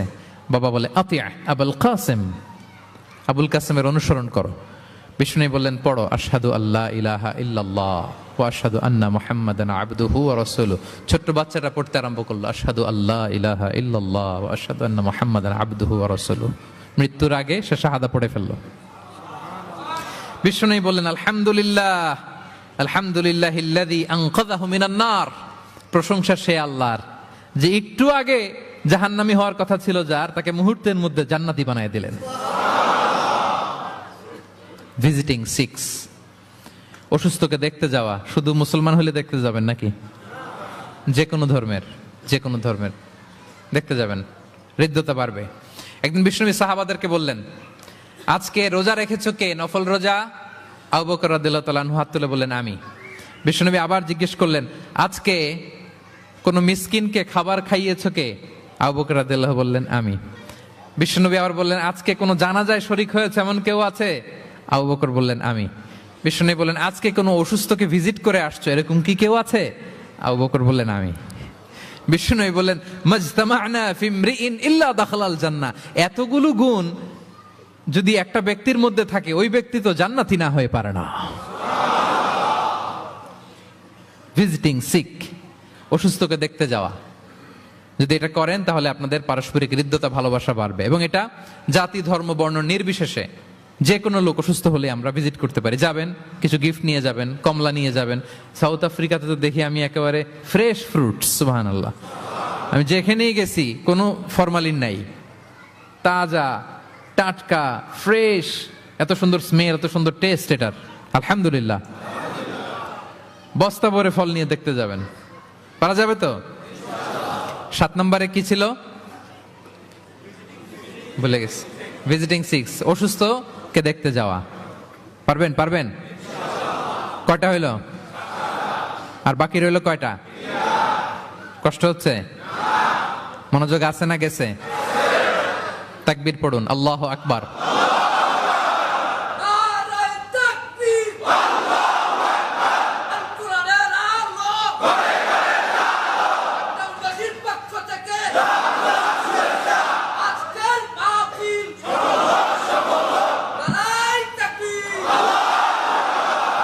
মাশাআল্লাহ তাবারাকাল্লাহ। কয়টা বললাম? 8 নাম্বার হচ্ছে এক্সচেঞ্জিং গিফট, উপহার দেয়া, গিফট দেওয়া। কি দেওয়া? নট নেসেসারি যে দামি কিছু দিতে হবে, নট নেসেসারি দামে দিতে। ছোট্ট জিনিস দেন, একটা কলম দেন। কি দিবেন? কলম দেন। একটা ছোট বই দেন, একটা মেসওয়াক দেন, একটা টুপি দেন, আপনার সাধ্যে যা কুলায় দেন, গিফট করেন। আমি ইফতারি করতে বসলেও আমার ডানে বায়ে যারা থাকে এখান থেকে আমি দেই, কারণ একজন রোজাদারকে এক ঢুক পানি খাইয়ে ইফতারি করলেও সে সারাদিন রোজা রেখে যেই সওয়াব, তার সওয়াব না কমিয়ে ওই পরিমাণ সওয়াব আল্লাহ যিনি খাওয়ালো তার আমলনামায় দিয়ে দেয়। তো একটু বিতরণ করেন, একটু খাইয়ে দেন, সামান্য কিছু হলো গিফট দেন। উপহার দিলে ভালোবাসা বাড়ে। সুবহানাল্লাহ। বিষ্ণু ইসলাম নিজেই বলেছেন তাহা দাও তাহাব্বু, তোমরা একে অপরকে উপহার দাও, তোমাদের মধ্যে ভালোবাসা বাড়িয়ে দিবে কে? পারস্পরিক উপহার বিনিময় করবেন। ছেলেকে উপহার দিন, মেয়েকে উপহার দিন, স্ত্রীকে দিন, বন্ধুকে দিন, কলিগকে দিন, পারলে শত্রুকেও দিন। কি বলেন? শত্রুকে যদি উপহার দেন শত্রুতা থাকবে? ধরেন কারোর সাথে আপনার কম্পিটিশন, ধরেন একটা নির্বাচন, সে জিতে গেল, আপনি হেরে গেলেন, আপনি ফুল পাঠান, ফ্রুটস পাঠান, দেখবেন শত্রুতা কমে গেছে। এটাই বলেছেন বিষ্ণু ইসলাম সরাসরি যে তাহা ওয়া তাহাদাউ তাহাব্বু তাযহাবি শাহনা, তোমরা পারস্পরিক গিফট দাও তাহলে শত্রুতা, দ্য এনিমিটি উইল ডিসঅ্যাপিয়ার, শত্রুতা দূর হয়ে যাবে, বিরোধ মিটে যাবে, ভালোবাসা বেড়ে যাবে। তাহলে পারস্পরিক সুসম্পর্কের জন্য, সম্পর্ক উন্নয়নের জন্য হৃদ্যতা ভালোবাসা বাড়ানোর জন্য আমরা একে অপরকে উপহার দিব, যা পারি উপহার দেওয়ার এই কালচারটা ভালো, এটা সুন্নাহ। পারবেন তো? তাহলে 8 নম্বরে কি ছিল? Gift, exchanging gift. আচ্ছা, 9 নাম্বার হচ্ছে হসপিটালিটি, আপ্যায়ন করানো, মানে মানুষকে খাওয়ানো। মানুষকে কি শুধু নিজেই খাবেন না, খাওয়াবেনও, দুটোই ভালো। খাইবেনও, খাওয়াবেনও। খাবেনও, খাওয়াবেনও। খাওয়ালে হৃদ্যতা বাড়ে, কাউকে আপ্যায়ন করালে, এন্টারটেইন করালে, হসপিটালিটি করলে হৃদ্যতা বাড়ে। আরবরা কি বলে জানেন? আরবরা বলে কারো এখানে ঢুকার আগে এখানে ঢুকো, মানে হৃদয়ে ঢুকার আগে পেটে ঢুকো আগে। হ্যাঁ, কলবে যাওয়ার আগে পেটে ঢুকো, তাইলে তার হৃদয়ে পৌঁছতে পারবা। বাংলাতে একটা কথা আছে, বাসনে ভাত না থাকলে ভাষণে পেট ভরে না। ঠিক কিনা বলেন? বাসনে ভাত না থাকলে ভাষণে পেট ভরে না, পেটে খেলে পিঠে সয়। এজন্য আপ্যায়ন করানো, খাওয়ানো, এটা এমন একটা টেকনিক, আপনি কাউকে আপ্যায়ন করালে মুহূর্তেই তার মনটা, হৃদয়টা আপনার দিকে ঝুঁকে যাবে। সুবহানাল্লাহ পড়েন। বিষ্ণু ইসা ইসলাম বলেন, মান কানা ইউমিনু বিল্লাহি ওয়াল ইয়াউমিল আখিরি ফালইউকরিম দাইফা। যে আল্লাহ বিশ্বাস করে এবং আখিরাতে বিশ্বাস করে, সে যেন তার মেহমানকে সম্মান করে। হ্যাঁ, মেহমান আপ্যায়ন করা সুন্নাহ, এটা সুন্নাহ। সে যেন মেহমানকে আপ্যায়ন করে, সম্মান করে। অনেকে মেহমান আসলে অখুশি হয়, বাসায় মেহমান আসছে, হায় রে কত ঝামেলা, আমাদের রিজিক নিয়ে টানাটানি। সে ভাবে যে তার রিজিকে ভাগ বসাতে মেহমান আসছে। আসলে না, মেহমান আল্লাহর পক্ষ থেকে মেহমানের রিজিক নিয়ে আপনার কাছে আসছে। সে আসার ফলে আপনাদের রিজিকে বরকত হয়ে গিয়েছে। সে আপনার রিজিকে ভাগ বসাতে আসে নাই, তার রিজিক নিয়ে সে আসছে। তার উসিলায় আপনার রিজিক বাড়াই দিবে কে? বিষ্ণু ইসা ইসলাম মক্কা থেকে যখন মদিনায় হিজরত করলেন, আপনারা কি ওঠা বসা করতেছেন দু একজন? হ্যাঁ, ঠিক আছে, আমার দিকে তাকান, আওয়াজ হবে না, আমার দিকে তাকান। গুরুত্বপূর্ণ একটা হাদিস শোনেন। আব্দুল্লাহ ইবনে সালাম রাদিয়াল্লাহু তাআলা আনহু আগে ছিলেন ইহুদি পণ্ডিত, পরে শাহাদা পড়ে মুসলিম হয়েছেন। তিনি বর্ণনা করেন, বিষ্ণু ইসা ইসলাম মক্কা থেকে যখন মদিনায় আসলেন, এসেই 4 দফা কর্মসূচি ঘোষণা করলেন। আওয়াজ করে বলতে হবে, কয় দফা? 4 দফা কর্মসূচি ঘোষণা করলেন। আসলেন আবু বকর রাদিয়াল্লাহু তাআলা আনহুকে নিয়ে। প্রতিদিন মদিনার লোকেরা সানিয়াতুল ওয়াদা নামক একটা জায়গা আছে, ওই জায়গার মধ্যে দাঁড়িয়ে থাকতো, কখন আসবে আখিরি জামানার পায়গাম্বার বিশ্বনবী মুহাম্মদুর রাসূলুল্লাহ সাল্লাল্লাহু আলাইহি ওয়াসাল্লাম। একদিন ওই যে দূর ধুধুমরু প্রান্তরে ধুলাবালি উঠতে দেখা যায়। দেখে তো মদিনার লোকেরা আনন্দে আটখান, আত্মহারা, সবাই ওয়েলকাম জানাতে লাগলো। মানুষের মধ্যে গুঞ্জরণ, আওয়াজ ছড়িয়ে পড়তে লাগলো, নবী এসেছে, নবী এসেছে, নবী এসেছে। আব্দুল্লাহ ইবনে সালাম তখনও ইহুদি, তিনি এই কথা শুনে সবার সাথে তিনিও ছুটে গেলেন দেখার জন্য। দেখি তো নবী আসছে, কি নবী, কি বলে দেখি তো। তিনি বললেন, আমি ভিড় ঠেলে গেলাম, দেখলাম 2টা ওটে করে 2 জন, একটাতে আবু বকর, একটাতে বিশ্বনবী। বিশ্বনবীকে একটা নজর দেখার জন্য মদিনার লোকেরা পাগল হয়ে তার চারদিকে ক্রাউড করছিল, ভিড় করছিল, বিশ্বনবীর কাছে ঘেঁষার জন্য, মোবারক চেহারাটা একটা নজর দেখার জন্য। আব্দুল্লাহ ইবনে সালাম বলেন, আমিও মানুষ ঠেলে, ধুলাবালি উঠতেছে শুধু, দেখতে পাই না, মানুষ ঠেলে একবার তার দিকে তাকালাম। যখন আমি তার দিকে নজর করলাম, ফালাম্মা নাযারতু ফাআরাফতু আন্না ওয়াজহাহু লাইসা বিওয়াজহিন কাযযাব, আমি তার চেহারা দেখে বুঝতে পারলাম এ চেহারা কোনো মিথ্যাবাদীর চেহারা হতে পারে না। আল্লাহ, না জানি কত নুরানি ছিল বিশ্বনবীর চেহারা। বিশ্বনবীর কথা তো অনেক পরে, অনেকে চেহারা দেখেই শাহাদা পড়ে মুসলমান হয়েছে। একটা নূরের জ্যোতি বিশ্বনবীর চেহারা মোবারক থেকে সবসময় স্পার্ক করত। আল্লাহু আকবার। হেরা হতে হেলে দুলে নুরানি তনু ওকে আসে হায়, সারা দুনিয়ার হেরে মেরে পর্দা খুলে খুলে চাই সে যে আমার কমলিওয়ালা সে যে আমার কামলিওয়ালা কামলিওয়ালা। তার ভাবে বিভোল রাঙা পায়ের তলে, পর্বত জঙ্গম টল মল টলে। তার ভাবে বিভোল রাঙা পায়ের তলে, পর্বত জঙ্গম টল মল টলে।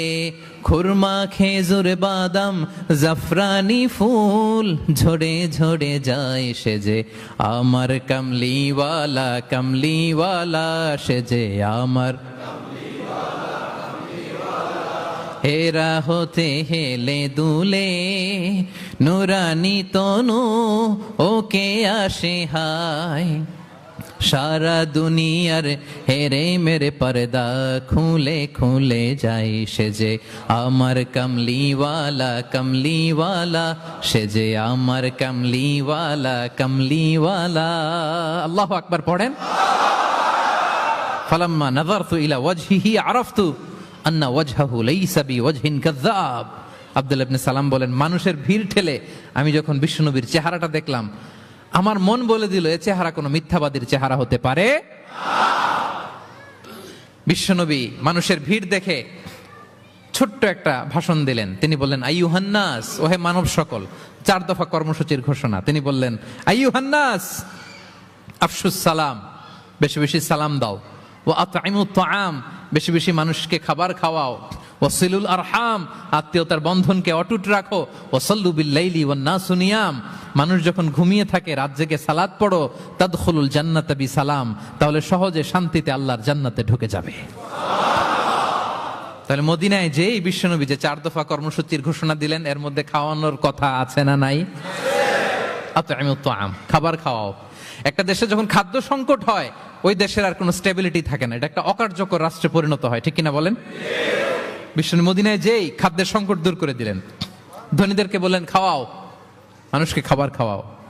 হসপিটালিটি, আপ্যায়ন করা, এন্টারটেইন করা, এটা যদি করেন তাহলে নিজেদের মধ্যে হৃদ্যতা বাড়বে, ভালোবাসা বাড়বে। আলহামদুলিল্লাহ, পৃথিবীর সব নবীরা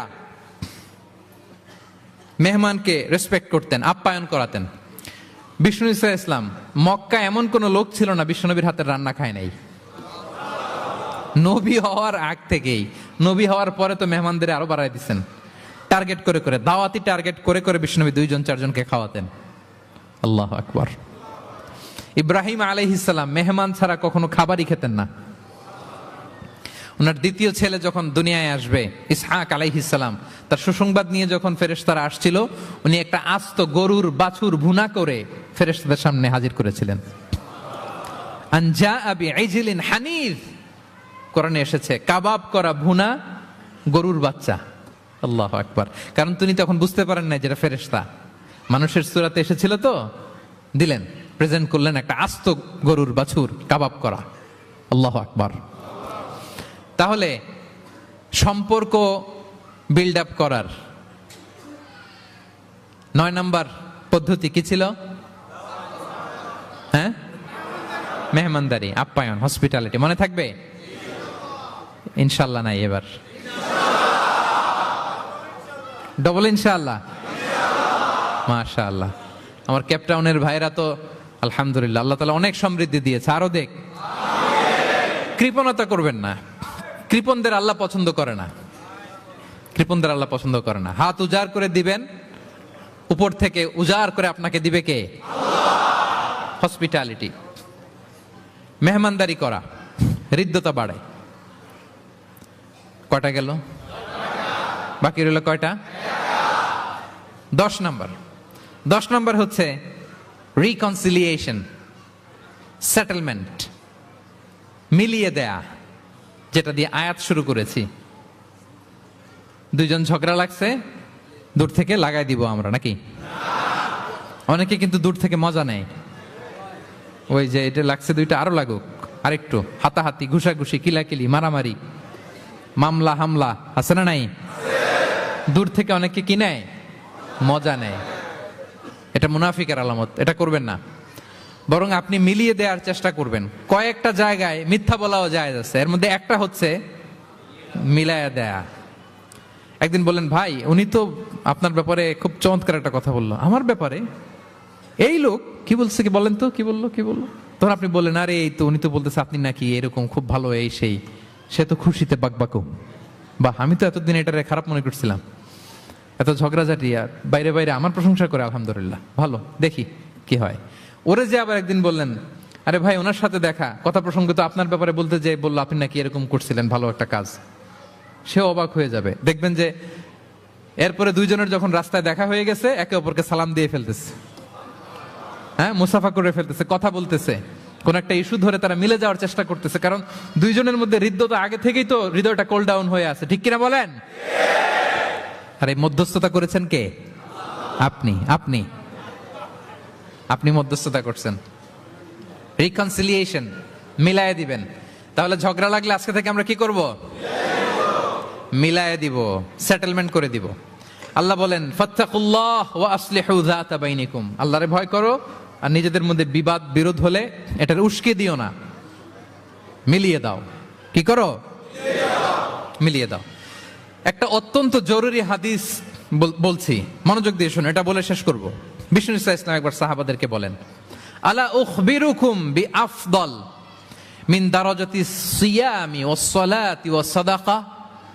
সাহাবাদেরকে বলেন, ও সাহাবারা, নামাজের চেয়েও, রোজার চেয়েও, দান খয়রাতের চেয়েও একটা বড় ইবাদত আছে, এটা কি আমি কি তোমাদের বলবো না? সাহাবারা তো অবাক, নামাজের চেয়েও বড় ইবাদত, রোজার চেয়েও বড়, দানের চেয়েও বড়। ক্বালু বালা ইয়া রাসূলুল্লাহ। সাহাবারা বললেন, অবশ্যই হে নবী, হ্যাঁ আপনি বলেন, সেটা কি? বিষ্ণু ইসলাম বললেন, ইসলাহু যাতিল বাইন, বিবাদমান দুই গ্রুপকে মাঝখান দিয়ে যে মিলিয়ে দেয়া। নামাজের চেয়েও বড়, রোজার চেয়েও, সাদাকার চেয়েও বড়, মিলায়া দেওয়া। আমরা মনে করি সেজদা দিতে দিতে কপালে দাগ ফেলে দিছি, এটাই তো বড় ইবাদত। এটা তো নিঃসন্দেহে বড় ইবাদত। আমরা মনে করি হজ করতে করতে শেষ করে ফেলতেছি, এটাই বড় ইবাদত। জিকির করতে করতে আমরা দিনরাত এক করে ফেলতেছি, এগুলো তো নিঃসন্দেহে ইবাদত। কিন্তু দুই ভাই বিবাদমান দুই গ্রুপের মধ্যে আপনি যদি মিলিয়ে দেন, এগুলো নফল রোজা, নফল দান, নফল সালাতের চেয়ে বেশি সওয়াবের কাজ। পড়েন সুবহানাল্লাহ। তাহলে এখন পকেটে পকেটে যদি দুই গ্রুপকে লাগতে দেখেন, কি করবেন? পারা যাবে? এদিকে দুই চারজন উঠছেন কেন আপনারা? আমি কি এখনো উঠছি? ওয়াশরুমে যাবে না? আর 2 মিনিট বসেন, বসেন।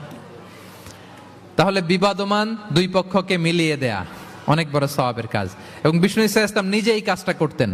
আমার ক্যাপ্টেনের ভাইয়েরা মিলিয়ে দিতেন। সেই বুখারীতে একটা বাব আছে, বাবু কাউলিল ইমাম ইযহাবু বিনা নুসলিহ বাইনাহুম। বিষ্ণু ইসলাম ঝগড়া দেখলেই বলতেন, ইযহাবু বিনা, আমাকে নিয়ে যাও, নুসলিহ বাইনাহুম, আমি মিলিয়ে দেব। কোবাপল্লীতে একবার দুই সাহাবীদের গ্রুপ ঝগড়া লাগছে, দুই সাহাবীদের গ্রুপ ঝগড়া লাগছে কোবাপল্লীতে। বিষ্ণু ইসলাম বললেন, কোথায় ঝগড়া? কয় কোবায়। বিষ্ণু বলেন, ইযহাবু বিনা, ঝামেলা কি, আমারে নিয়ে যাও, নুসলিহ বাইনাহুম, আমি মিলাই দিব। সুবহানাল্লাহ। হি ওয়াজ এ ভেরি গুড মিডিয়েটর, মধ্যস্থতা করতেন পারতেন, চমৎকার বিশ্বনবী। বিবাদমান দুই পক্ষকে মিলিয়ে দিতেন। আউস খাজরাজের 100 বছরের যুদ্ধ বিশ্বনবী মিলাই দিয়েছেন। সুবহানাল্লাহ পড়েন। তাহলে মধ্যস্থতা করা যাবে? হ্যাঁ, মধ্যস্থতা করবেন, মিলিয়ে দিবেন, নাকি লাগাই দিবেন? আগুন লাগলে ঘি ঢালবেন, তেল ঢালবেন, কি ঢালবেন? মনে থাকবে? তাহলে যে আয়াত দিয়ে শুরু করেছিলাম সে আয়াত দিয়ে শেষ করি। ইন্নামাল মুমিনুনা ইখওয়া, বিশ্বাসীরা ভাই ভাই। ফাআসলিহু বাইনা আখাওয়াইকুম, এই ভ্রাতৃত্বের মধ্যে বিবাদ হলে কি করো? মিলিয়ে দাও, কারণ তোমরা হচ্ছে ইখওয়াতুন ফিদ্দিন, দিনী ভাই। আর দিনী ভাইয়েরা এক দেহ এক প্রাণ, এক দেহ। ফাত্তাকুল্লাহ, আল্লাহকে ভয় করো। লাআল্লাকুম তুরহামুন, রহমতের বারিধারা নাজিল করবে কে? তাহলে সম্মানিত সুধী, আমাদের এই ভেঙে যাওয়া ভঙ্গুর সম্পর্কগুলোকে যেন আমরা জোড়া লাগাই। আমাদের পারস্পরিক হৃদ্যতা, ভালোবাসা, এগুলো বাড়ানোর জন্য ইসলামের দেয়া যে 10টা ফর্মুলা আজকে বলেছি, এগুলো যেন আমরা আমল করি। পারা যাবে? দেখি কয়জনের মনে আছে। 1 নাম্বার কি ছিল? 2 নাম্বার মুচকি হাসি, 3 number welcome, 4 number appreciation, 5 number শুভকামনা, ওয়েল উইশিং, 6 নাম্বার বিপদে সাহায্য করা, to help in danger, 7 number অসুস্থকে দেখতে যাও, visiting sick, 8 number exchanging gift, gift উপহার দেয়া। 9 নাম্বার হসপিটালিটি মানে মেহমানদারি। 10 নাম্বার লাগায় দেওয়া, লাগিয়ে দেওয়া। মনে থাকবে কয়দিন? সারা জীবন। আল্লাহ তাআলা আমাদের সম্পর্কগুলোকে মজবুত করুক, আমাদের মধ্যে হৃদ্যতা বাড়িয়ে দিক, ভালোবাসা বাড়িয়ে দিক, গোটা বিশ্বের মুসলিমদেরকে এক দেহ এক প্রাণ হিসেবে আল্লাহ কবুল করুক। আমার বাংলাদেশের উপর আল্লাহ খাস রহমত নাজিল করুক। আপনারা যারা এসছেন সবাইকে আল্লাহ তাআলা ঈমানের উপর অবিচল রাখুক, তার স্পেশাল রহমতের চাদরে আবৃত রাখুক। আমার বোনদেরকে আল্লাহ তাআলা খাদিজার মতো, ফাতেমা রাদিয়াল্লাহু তাআলা আনহার মতো কবুল করুক, পড়ি আমিন। আপনারা আমার জন্য খাস করে দোয়া করবেন, আমিও আপনাদের জন্য দোয়া করি। হাযা মা ইনদি ওয়াল ইলমু ইনদাল্লাহ আলাইহি তাওয়াক্কালতু ওয়া ইলাইহি উনীব। আসসালামু আলাইকুম ওয়া রাহমাতুল্লাহি তাআলা ওয়া বারাকাতুহু।